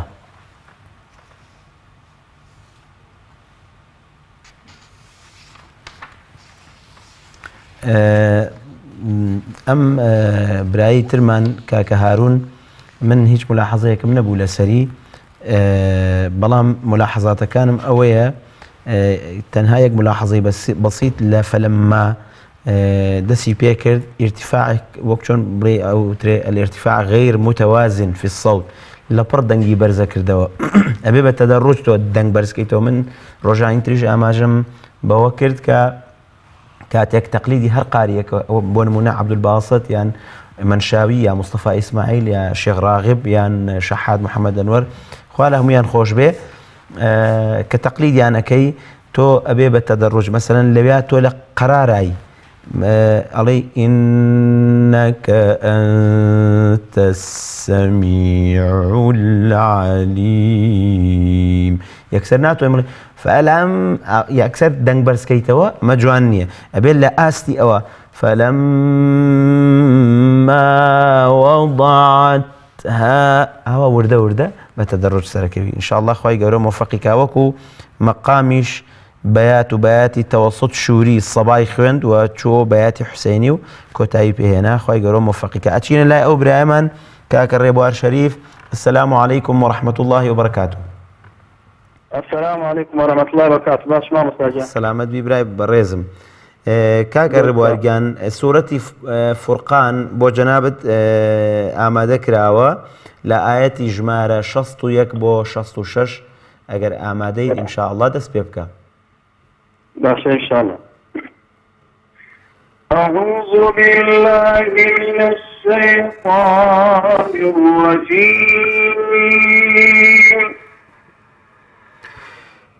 بسم الله الرحمن الرحيم.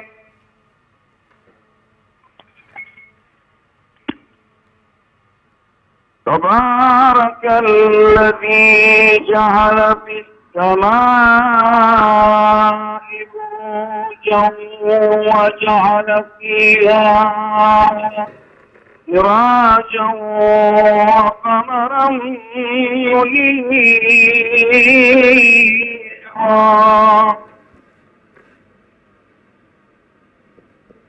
والذي جعل الليل والنهار خلفة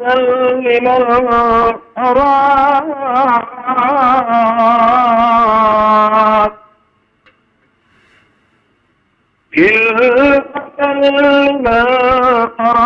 أراد أن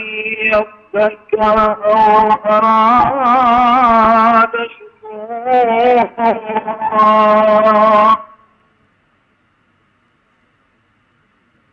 وعباد الرحمن الذين يمشون على الأرض هونا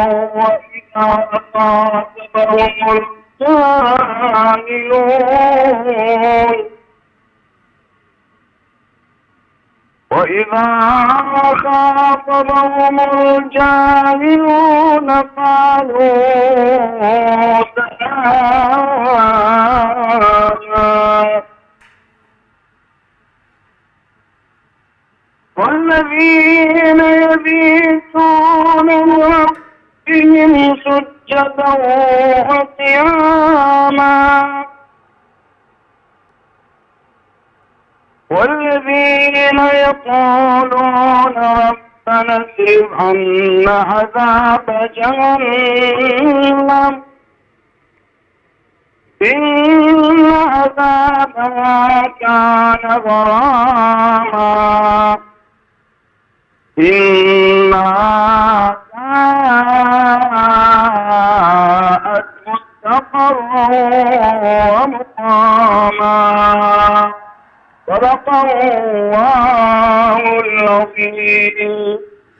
صدق الله العظيم. خی گەورە مۆفەقتان کاکە ڕێبوار شەریف لە شاری هەولێری خۆشەویست. چینە خزمەت کاک دکتۆر ئیسماعیل بۆ پێشکەشکردنی تێبینیەکان و ملاحظاتی لەسەر خوێندنەکەی کاک ڕێبوار. فەرموو کاک دکتۆرگیان. بسم الله الرحمن الرحیم. دەستی خۆش بێ کاک ڕێبوار. ئێمە هەموو جارێک دەڵێین نابێت ئاوازەکەت زاڵ بێت بەسەر ئەدای ئەحکامی تەجویدە. بە نمونە لە خوێنەوەکەی کاک ڕێبوارە کۆمەڵە درێژکردنەوەی تایە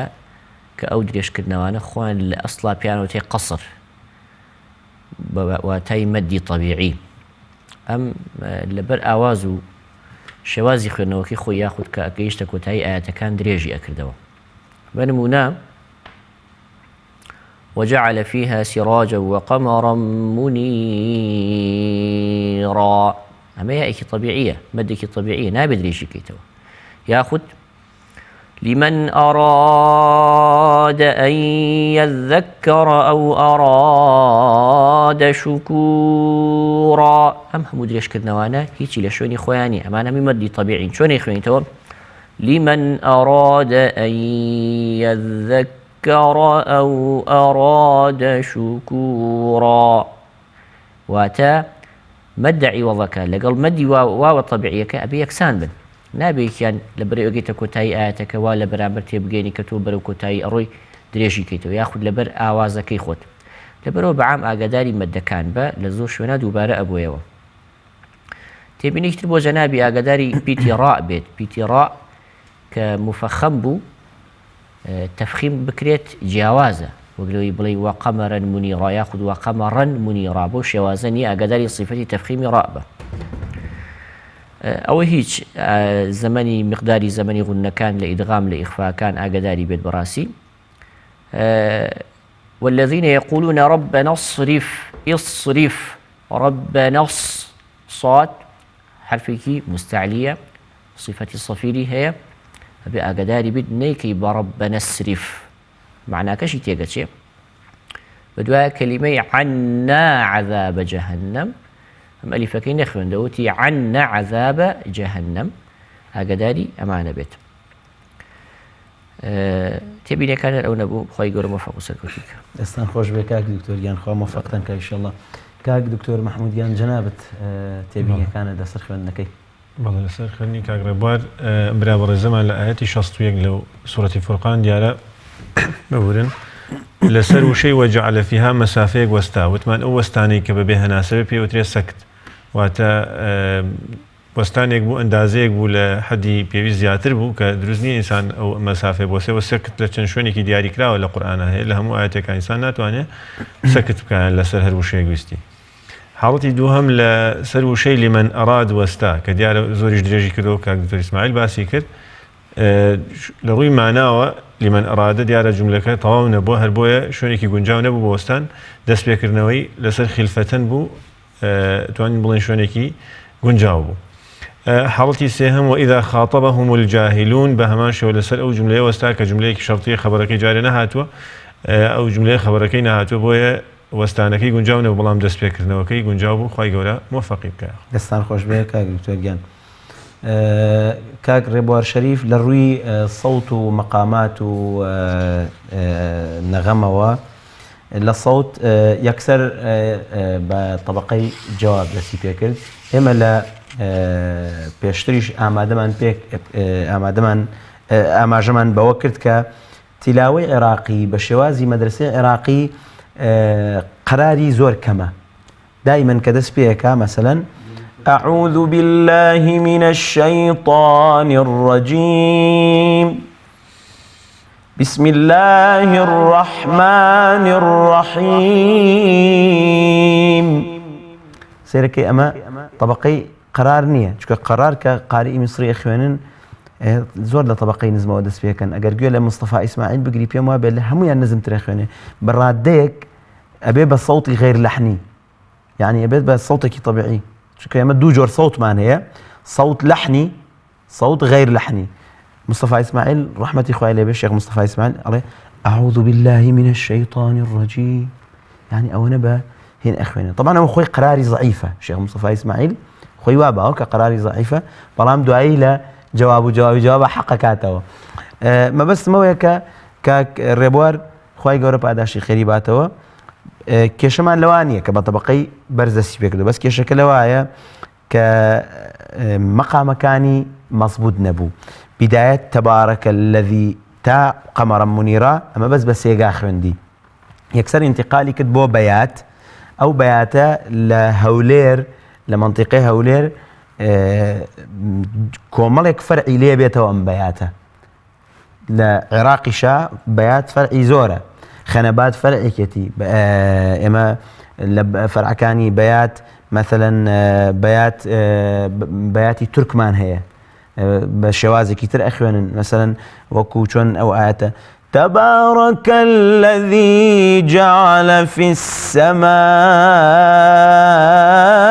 بروجا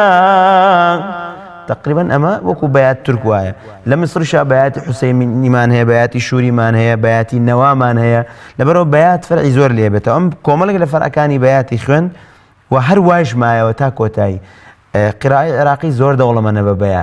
بمقامات أبوايا كاك الربوار بەلایانی کەمەوە سێ چوار مەقامی بە جوانی ئەدا بکردای خی گەورە موفقیان کە ئینشاءالله. ئەچینە خزمەت بە ڕێزێکی تر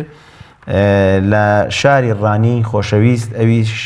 ئیبرای ئازیزمان کاک حسێن محەممەد. السلام علیکم ورحمة الله. وعليكم السلام ورحمة الله وبركاته. ماوەسەری کاکە حسێن گیان سوورەی پیرۆزی قەسەس ئاەتی 85 بۆ 88 دیاری کراوە بۆ جەنابەت فرموا إن شاء الله دەست پێ بکە. إن شاء الله. أعوذ بالله من الشيطان الرجيم.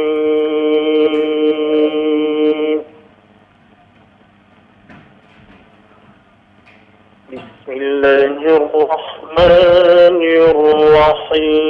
الرحيم.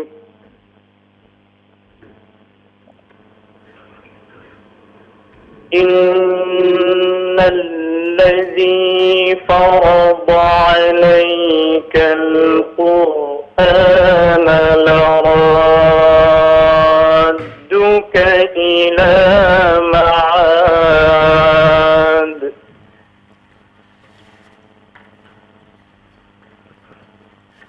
قل ربي أعلم من جاء بالهدى ومن هو في ضلال مبين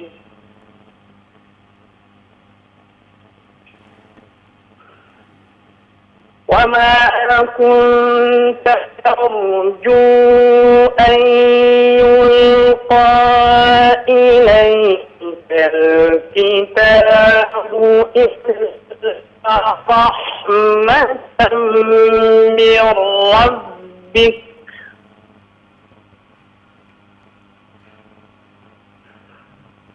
فلا تكونن ظهيرا للكافرين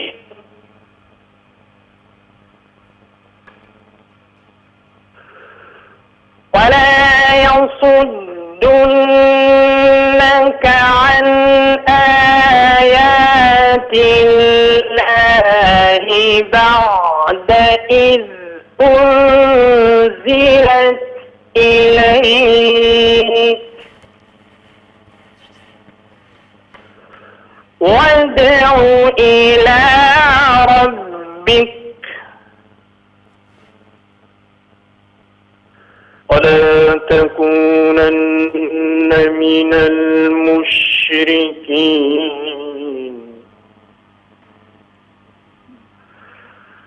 ولا تدع مع الله إلها آخر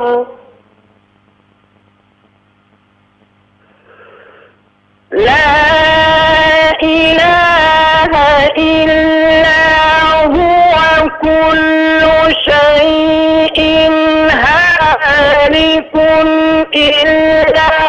وجهه له الحكم وإليه ترجعون. صدق الله العظيم. زۆر سوپاس بۆ برای ئازیزمان کاک حسێن محەممەد لە شاری ڕانەی خۆشەویست، خوای گەورە پاداشتی خێرتان بداتەوە ئینشاءالله. پێش ئەوەی بچینە خزمەت هەردوو برای ئازیزم کاک دکتۆر ئیسماعیل و کاک دکتۆر محمود، حەز ئەەکەین لەگەڵ ئێوەی خۆشەویستدا ئازیزان و بینەرانی بەڕێز گوێبیستی چەند ئاەتێک ببین لە قورئانی پیرۆز بە دەنگی قورئان خوێنی بەناوبانگ مامۆستا شێخ مستەفا ڕاغب مستەفا غەلوەش. فەرمون. بسم الله الرحمن الرحيم وأزلفت الجنة للمتقين غير بعيد.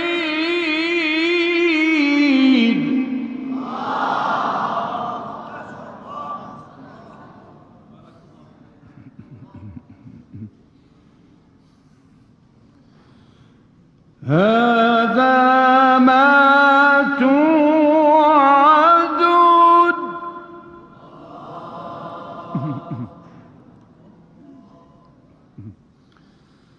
هذا ما توعدون لكل أواب حفيظ.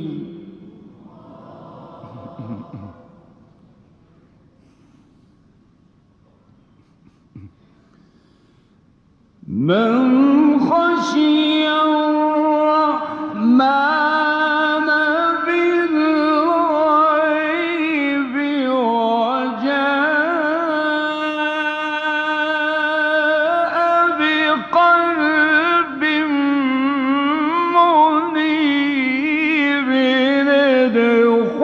ادخلوها بسلام.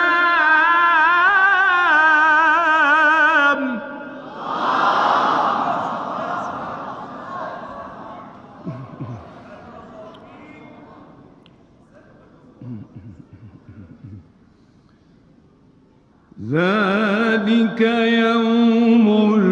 الخلود.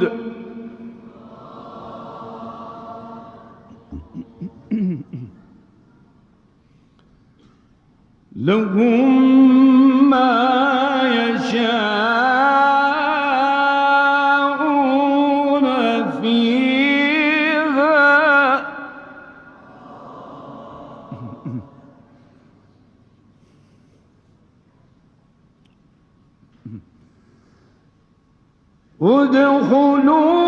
ادخلوها بسلام.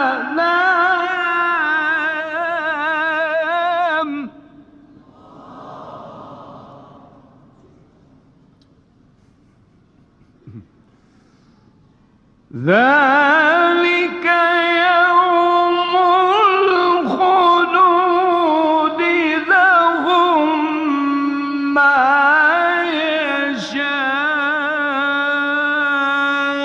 يشاءون فيها ولدينا مزيد.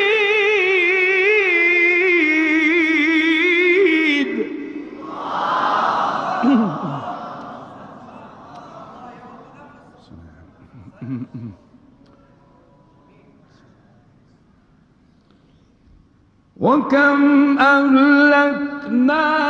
قبلهم من قرن هم أشد منهم بطشا فنقبوا في البلاد.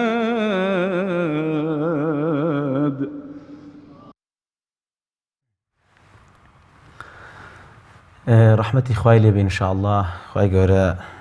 لە هەموو لایەکمان خۆش بێت. ئەچینە خزمەت ئەم جارە چینە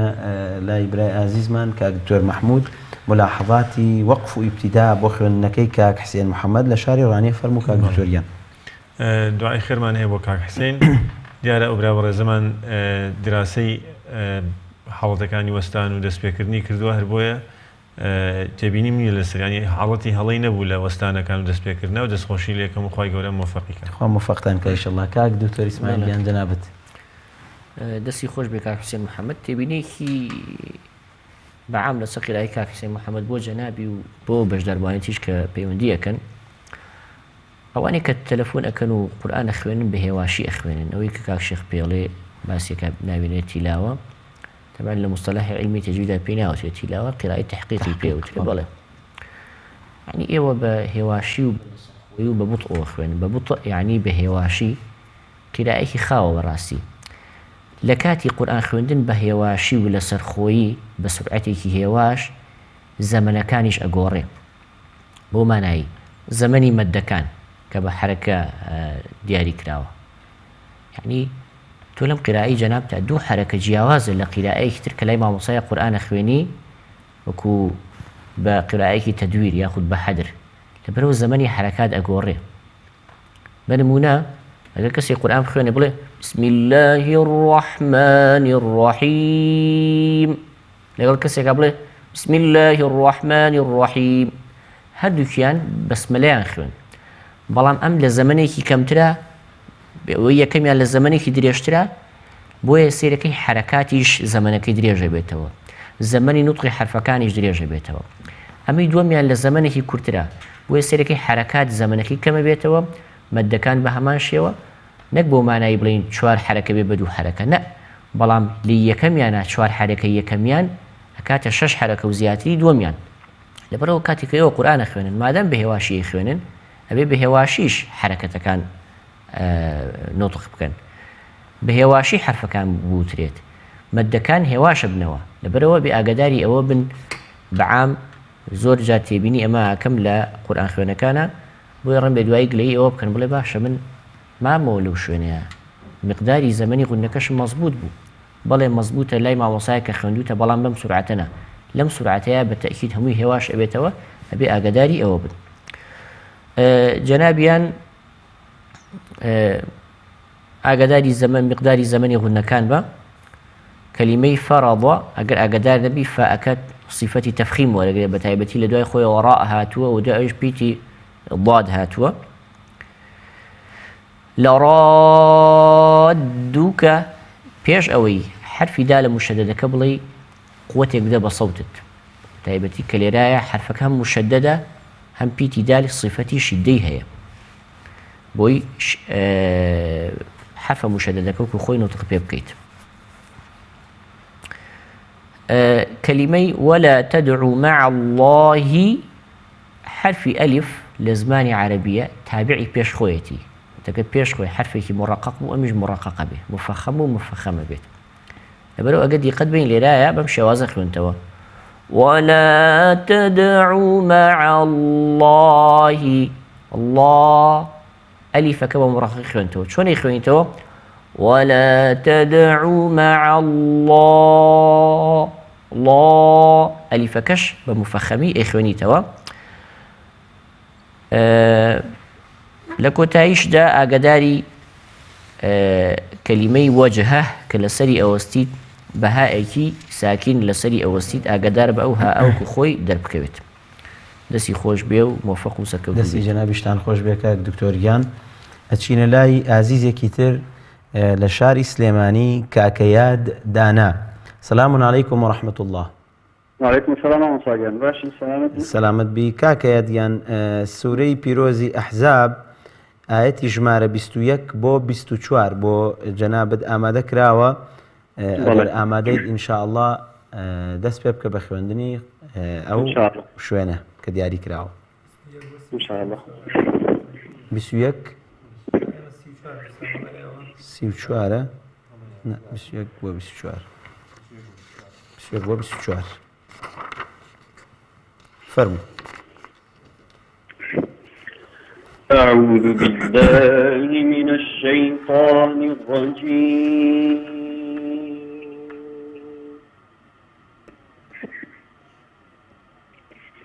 بسم الله الرحمن الرحيم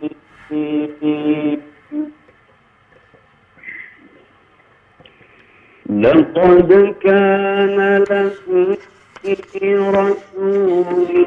الله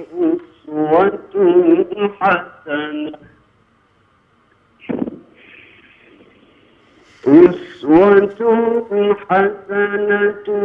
لمن كان يرجو الله واليوم الآخر وذكر الله كثيرا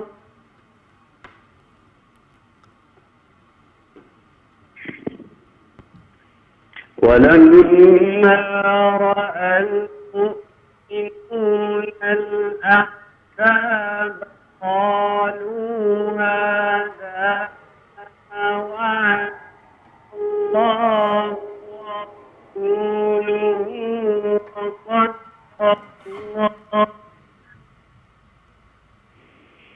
وصدق الله ورسوله.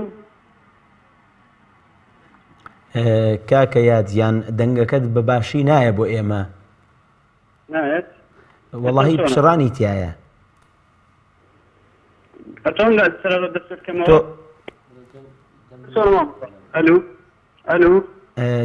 کاکە یادیان بچۆرە شوێنێکەوە شەبەکەتەوە و مەزبوط بێ پاشان دەست پێ بکەرەوە کێشەمان نییە لەکوێ وەستای لو لما رأى المؤمنون الأحزاب دەست پێ بکەرەوە با گوێمان لە جەنابەت ببێ ئەو مۆبایلی کە بەدەستەوەیە مەی جوڵێنە بە یەک ئیتیجاه بیگرە زۆر چاکە ئێستا باشە ئەوها بەڵێ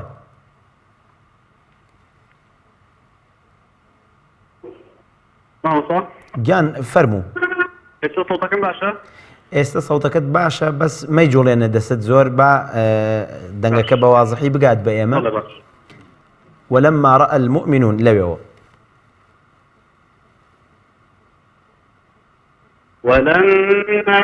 رأى المؤمنون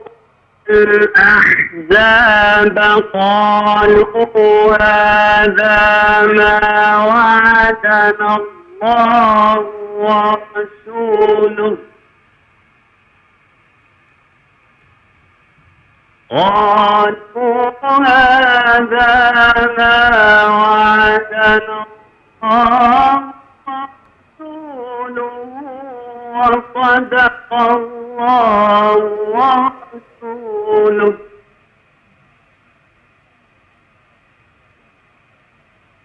وما زادهم إلا إيمانا وتسليما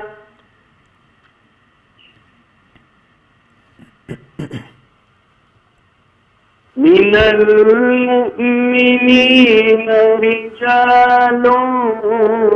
صدقوا ما عاهدوا الله عليه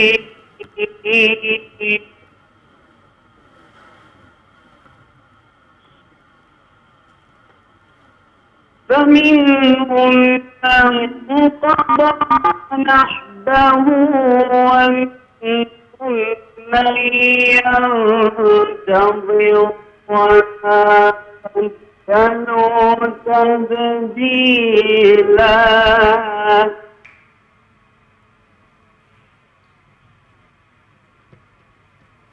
ليجزي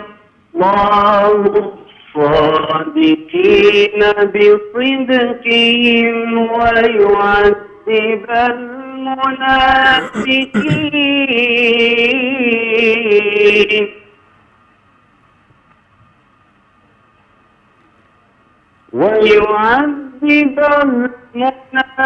المنافقين إن شاء أو يتوب عليهم إن الله كان غفورا رحيما الرحمن صدق الله العظيم. سپاس بۆ برای ئازیزمان کاکە یاد دانا لە شاری سلێمانی. ئەگەر ڕوخسەتم بدەن من حەزەکەم ئەم ئاەتە هەمووی بخوێنمەوە بۆ ئەوەی ئەو برابەڕزانەی کە گوێبیستمانن بزانن ئەدا بە شێوازی مسابقاتی چۆن ئەدا ئەکرێت. من حەز ئەەکەم بەوەکو تەقلیدی منشاوی، بەڵام من نامەوێت نە تەقلیدی عەبدولباسط منشاوی بکەم، ئەمەوێ شێوازی مسابقاتی و ئەدای مەقاماتەکان یەک لە دوای یەک و طبقاتی سەوتی چۆن بەکاردێت ئینشاءالله بۆ بینەرانی خۆشەویست ئەوانەی کە بەتایبەتی حەزیان لە بواری قورئان و دەنگ و ئەوانەیە بۆی زیاتر ئینشاءالله ئیسفادە بکەن. أعوذ بالله من الشيطان الرجيم. بسم الله الرحمن الرحيم. لقد كان لكم في رسول الله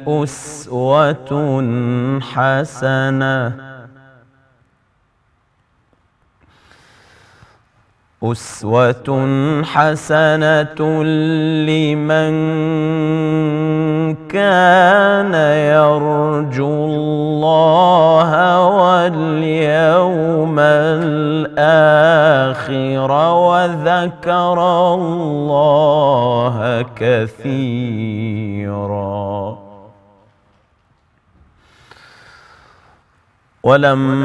ولما رأى المؤمنون الأحزاب قالوا هذا ما وعدنا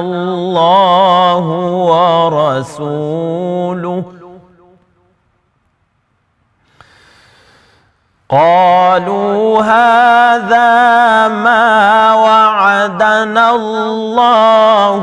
ورسوله وصدق الله ورسوله وما زادهم إلا إيمانا وتسليما.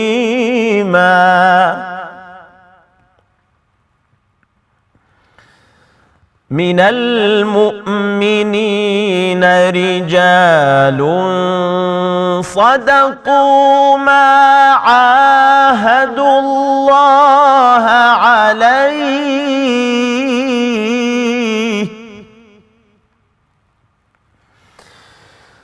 فمنهم من قضى نحبه ومنهم من ينتظر وما بدلوا تبديلا.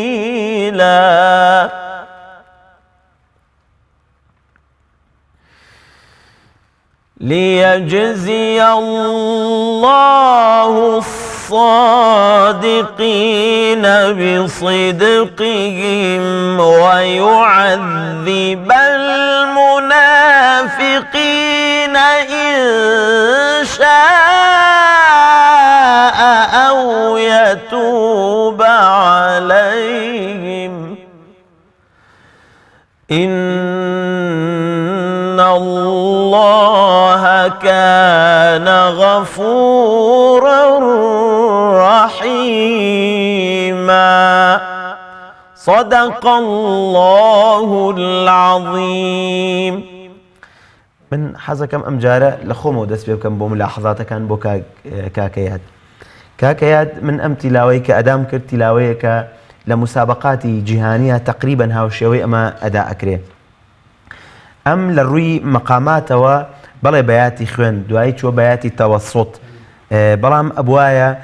مەقامەکان بە شێوازێکی تەرتیب بەهاتایە، بەڵام ئەو لەسەر یەک شێواز دەنگی بەرز و نزمی پێ نەئەکرا لە یاساکانی طبقاتی سەوتی و مەقاماتە و ئەنغام و تەرەنم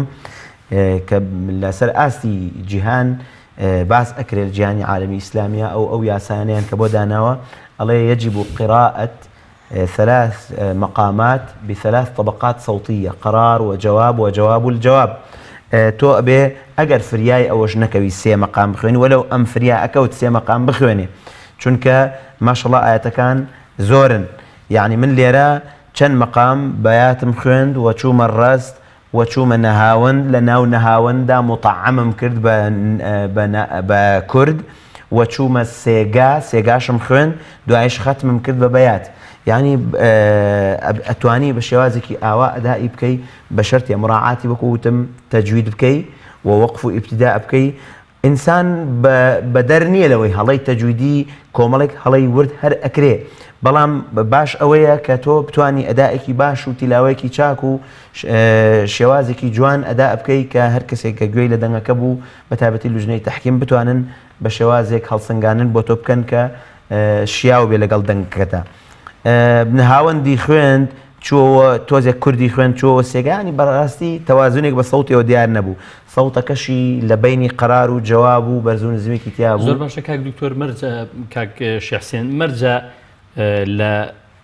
مەقامێکەوە مەقامەکان ڕیسکراون یان دەبێت لەم مەقامەوە بچێ بۆ ئەویان و بچێ بۆ ئەویان و بچێ بۆ بەڵێ بێ 3 مەقام بخوێنێ بەڵام ئیتر ئەگەر کە بە بەیات خوێندی دوای بەیاتەکە ئەو حڕە چی ئەخوێنێت بە شەرتی ئەم مەقامە و چۆنەوترێ ئیشباعکە بەقامەکە بە تەواوەتی نەک ئاەتێک مەسەن بوون وەلەمما رأى المؤمنون الأحزاب ئەمە تەنیا تۆزێ نەهاوەندە ئێمە نەمەوێت تەبەقەکانی تریشی بزانم تۆ بچۆ بۆ جواب چۆ بە جوابی جواب نابێ ئەم تۆزە بە دەرەجەی لەسەر حسێب ناکرێ بڵێکەوە بڵێ مەقامێکی خوێندووە یعنی ئەبێت بە تەواوەتی ئیشباعیکە وەک چۆن ئەگەر ئەفوا حەز ناکەی و بەڕێزانەی بەشداری دەکەن متوربەکردنیان تێکەڵکردنی مەقامەکانیان لاوازە ئێمە داوامان لەوە نیە من کە من متوربە و مطعمم کرد من ئەوەم ناوێ بەڵام ئەو ئەگەر بەهاتایە 3 مەقامی خوێندایە بەیات ڕست نەهاوند کافی بوو یعنی جوان تینی ئەکرد وەکو تەشبیه نەبێ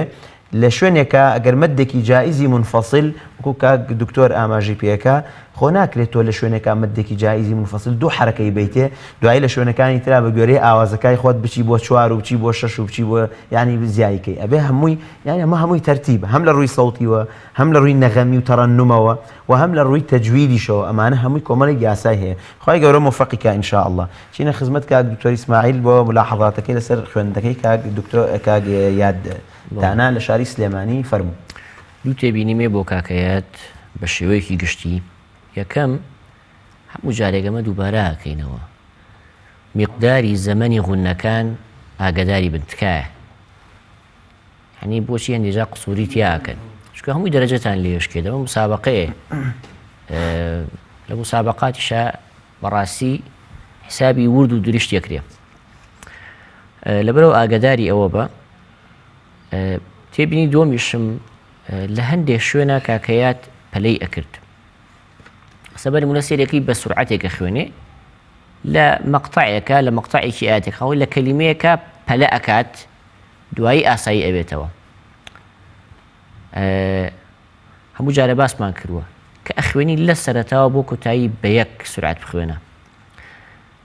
بنمونە لقد كان لكم في رسول الله أسوة حسنة همي بيك سرعة خوينا تو أي لقد كان لكم في رسول الله أسوة حسنة لكلمة الله كابلا أكيد كابلت كرد حركات كاني همي باختلاس براول ببيش وباشي خوي همي هلا بيت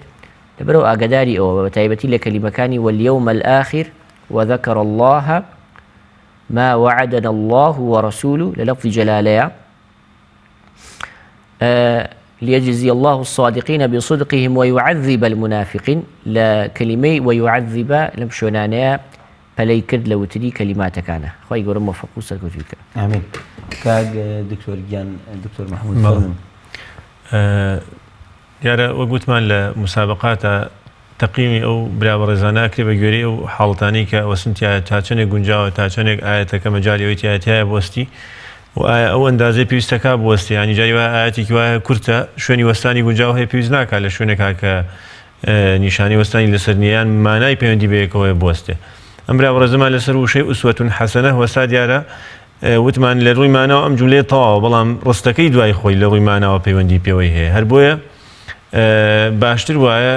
لەو شوێنانە وەستێ بەڵام دیارە ئاەتەکەی تۆزە دوور درێژ بوو لە جاری دووهەمە لە جاری یەکەمە کە ئاەتی دووهەمی خوێند لە شوێنێکا وەستا وەسەدەق الله بەڵام لە جاری دووهەم کە ئاەتەکەتان پێ دووبارە کردوانێ ڕاستی کردەوە لە شوێنێکی گونجاوترا وەستا بەنسبەت حاڵەتی سێهەمیشەوە لە يعذب المنافقين لەوێ وەستا باشتر وابوو لەسەر ئینشاء بوەستایە بەهەرحاڵ موفق بێ و سەربەرز بێ ئینشاءڵڵا خوای گەورە موفقیکا بۆ زیاتر لە خزمەتی قورئانی جەنابیشت بداتەوە ئینشاءڵڵا ئەچینە لای ئاخر بەشدار بوومان لە شاری ڕانیە کاک محەممەد ڕەسوول السلام عليكم ورحمة الله كاك محمد. وعليكم السلام ورحمة الله وبركاته ما وصيجين كاك محمد يان سوري بيروزي الروم آياتي جمارة حفاب وبيستوياك جنابت هلط بجاردوا فرمو دست بك با جوبيستي جنابت بين. أعوذ بالله من الشيطان الرجيم بسم الله الرحمن الرحيم فسبحان الله حين تمسون وحين تصبحون وله الحمد في السماوات والأرض وعشيا وحين تظهرون يخرج الحي من الميت ويخرج الميت من الحي ويخرج الميت من الحي ويحيي الأرض بعد موتها وكذلك تخرجون ومن آياته أن خلقكم من تراب ثم إذا أنتم بشر تنتشرون ومن آياته أن خلق لكم من أنفسكم أزواجا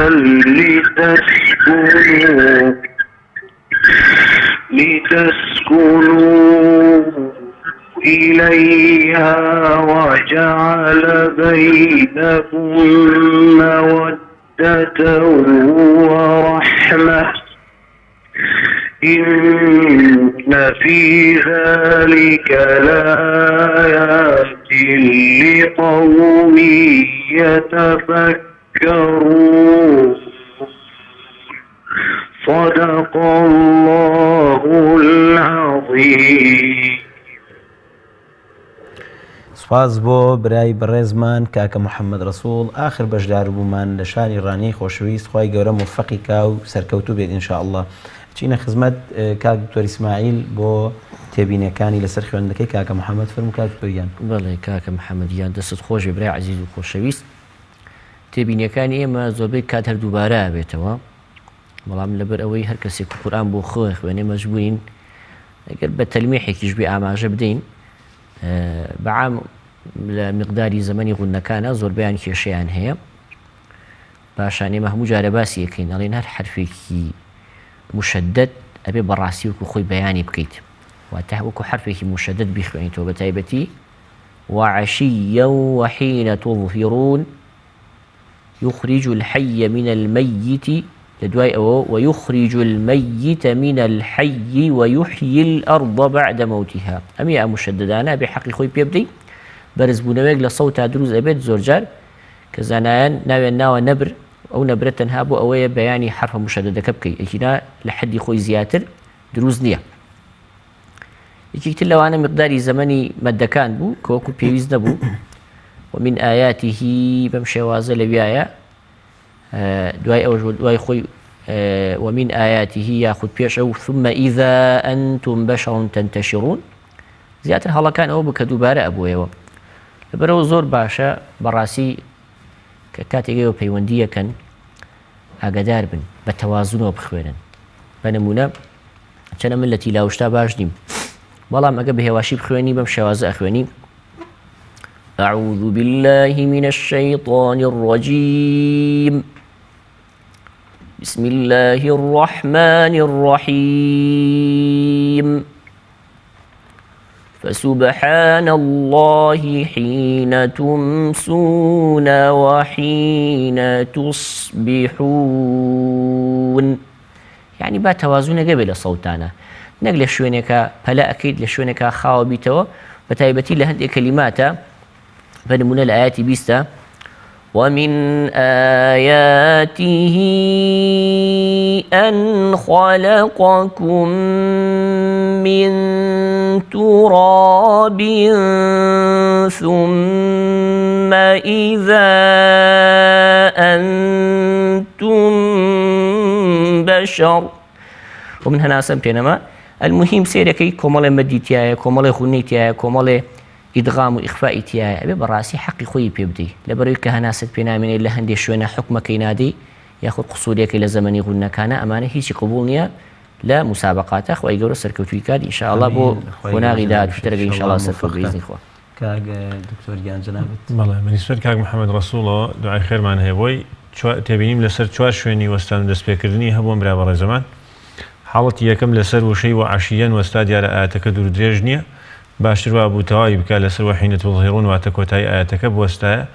هرچند لدسبيكردنوا مسافيك لبيش أو خندوا دواتر لسر وشي ويخرج الميت من الحي وستا وقراءة وتنوكي بلام ديارة وثمان أم مقطع راست معنا كي توابه بلام أويد ويخوي عطف بيت وسر أو علاقيه وموضوعك هيش تعبابتك هم يتواو نبوه هربوي باشتر ويا تاسر بعد موتي هاي بخنده لحالتي سهمة لسر من تراب وستا خلقكم من تراب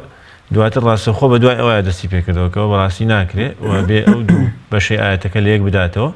حالتي شوار هم لسر وشيء لتسكنوا وستا وحتى بيش جار مجرورك وهم نزان وشيء إليها تعلقي هي بيندي هي وشيء لتسكنوا هربويا أبويا وشيء لتسكنوا إليها لبا أبوستا لسر إليها كبوستا دواتر كدستي بيكردو لسر لتسكنوا إليها دستي بيكردو بهالحال دعاء خيري بوكين أولين خواهي قولة موفقك وسر برزوزي خواهي قولة جنابشتان موفقك تبينكاني بندش لسر خوانكي كاك محمد رسول لشاري رانيا كاك محمد بيموابي تمنيكي زورينيها وتمني مناڵە هێشتا دەنگی نەکراوەتەوە إن شاء الله قورآن خوێنێکی باشی لە دەرەچێ و هەوڵ بدا إن شاء الله من ئامۆژگاریم ئەوەیە بۆ کاکە محەممەد کە زیاتر هەوڵ بدا وەکو لە بواری تەجوید و لە بواری دەنگ و زیاتر گوێ بگرێ هەموو بوارەکان إن شاء الله برەو پێ بدات بۆ إن شاء الله موفق بێ چونکە لە يخرج الحي کەوتە نەشازێکی سەوتیەوە و تکراری مەقاماتی زۆر بوو قراری خوێن چووە جواب و بەیاتی خوێن چوە حیجاز چوە سێگا گەڕایەوە بۆ حیجاز بەڵام مرتب نەبوو ئەم مەقاماتانەوە ڕووی سەوتیشەوە خەلەلی هەبوو وەکوتم تەمەنەکەی مناڵە إن شاء الله خوای گەورە موفقێکا و زیاتر هەوڵ بدا إن شاء الله بۆی سپاس بۆ ئەوەی بەڕێز هەرێکە لە بەڕێزان دکتۆر ئیسماعیل حەسەن دادوەری یاساکانی جوان خوێندنەوەی قورئان بەڕێز دکتۆر محەممەد عەبدوڵڵا دادوەری یاساکانی وەستان و دەستپێکردن ڕێز کاک شێخ حسێن بەرزنجی قورئان خوێنی نێودەوڵەتی دادوەری یاساکانی دەنگ و ئاواز زۆر سپاسی بەڕێستان دەکەین بۆ ئامادەبوونتان بینەرانی ئازیز و خۆشەویست ئێمەش بەم شێوەیە گەشتینە کۆتایی بەرنامەی ئەم ئێوارەیەشمان گوڵزاری ڕەمەزان وێت دەکەین کە هەرچی وتومانە و هەرچی دێڵێن مای ڕەزامەندی خوای پەروەردگار بێت و بێتە مای نزیک بوونەوەمان لە خوای پەروەردگار و إن شاء الله تعالى گوناحەکانیشمان بسڕێتەوە. زۆر سپاس بۆ گوێگرتن و بینەری ئێوەی ئازیز و خۆشەویست کە تاوەکو ئەم ساتە لەگەڵمان بوون. بەخوای گەورە و میهرەبانتان دەسپێرین، شاد و کامەران بن. خواتان لەگەڵ.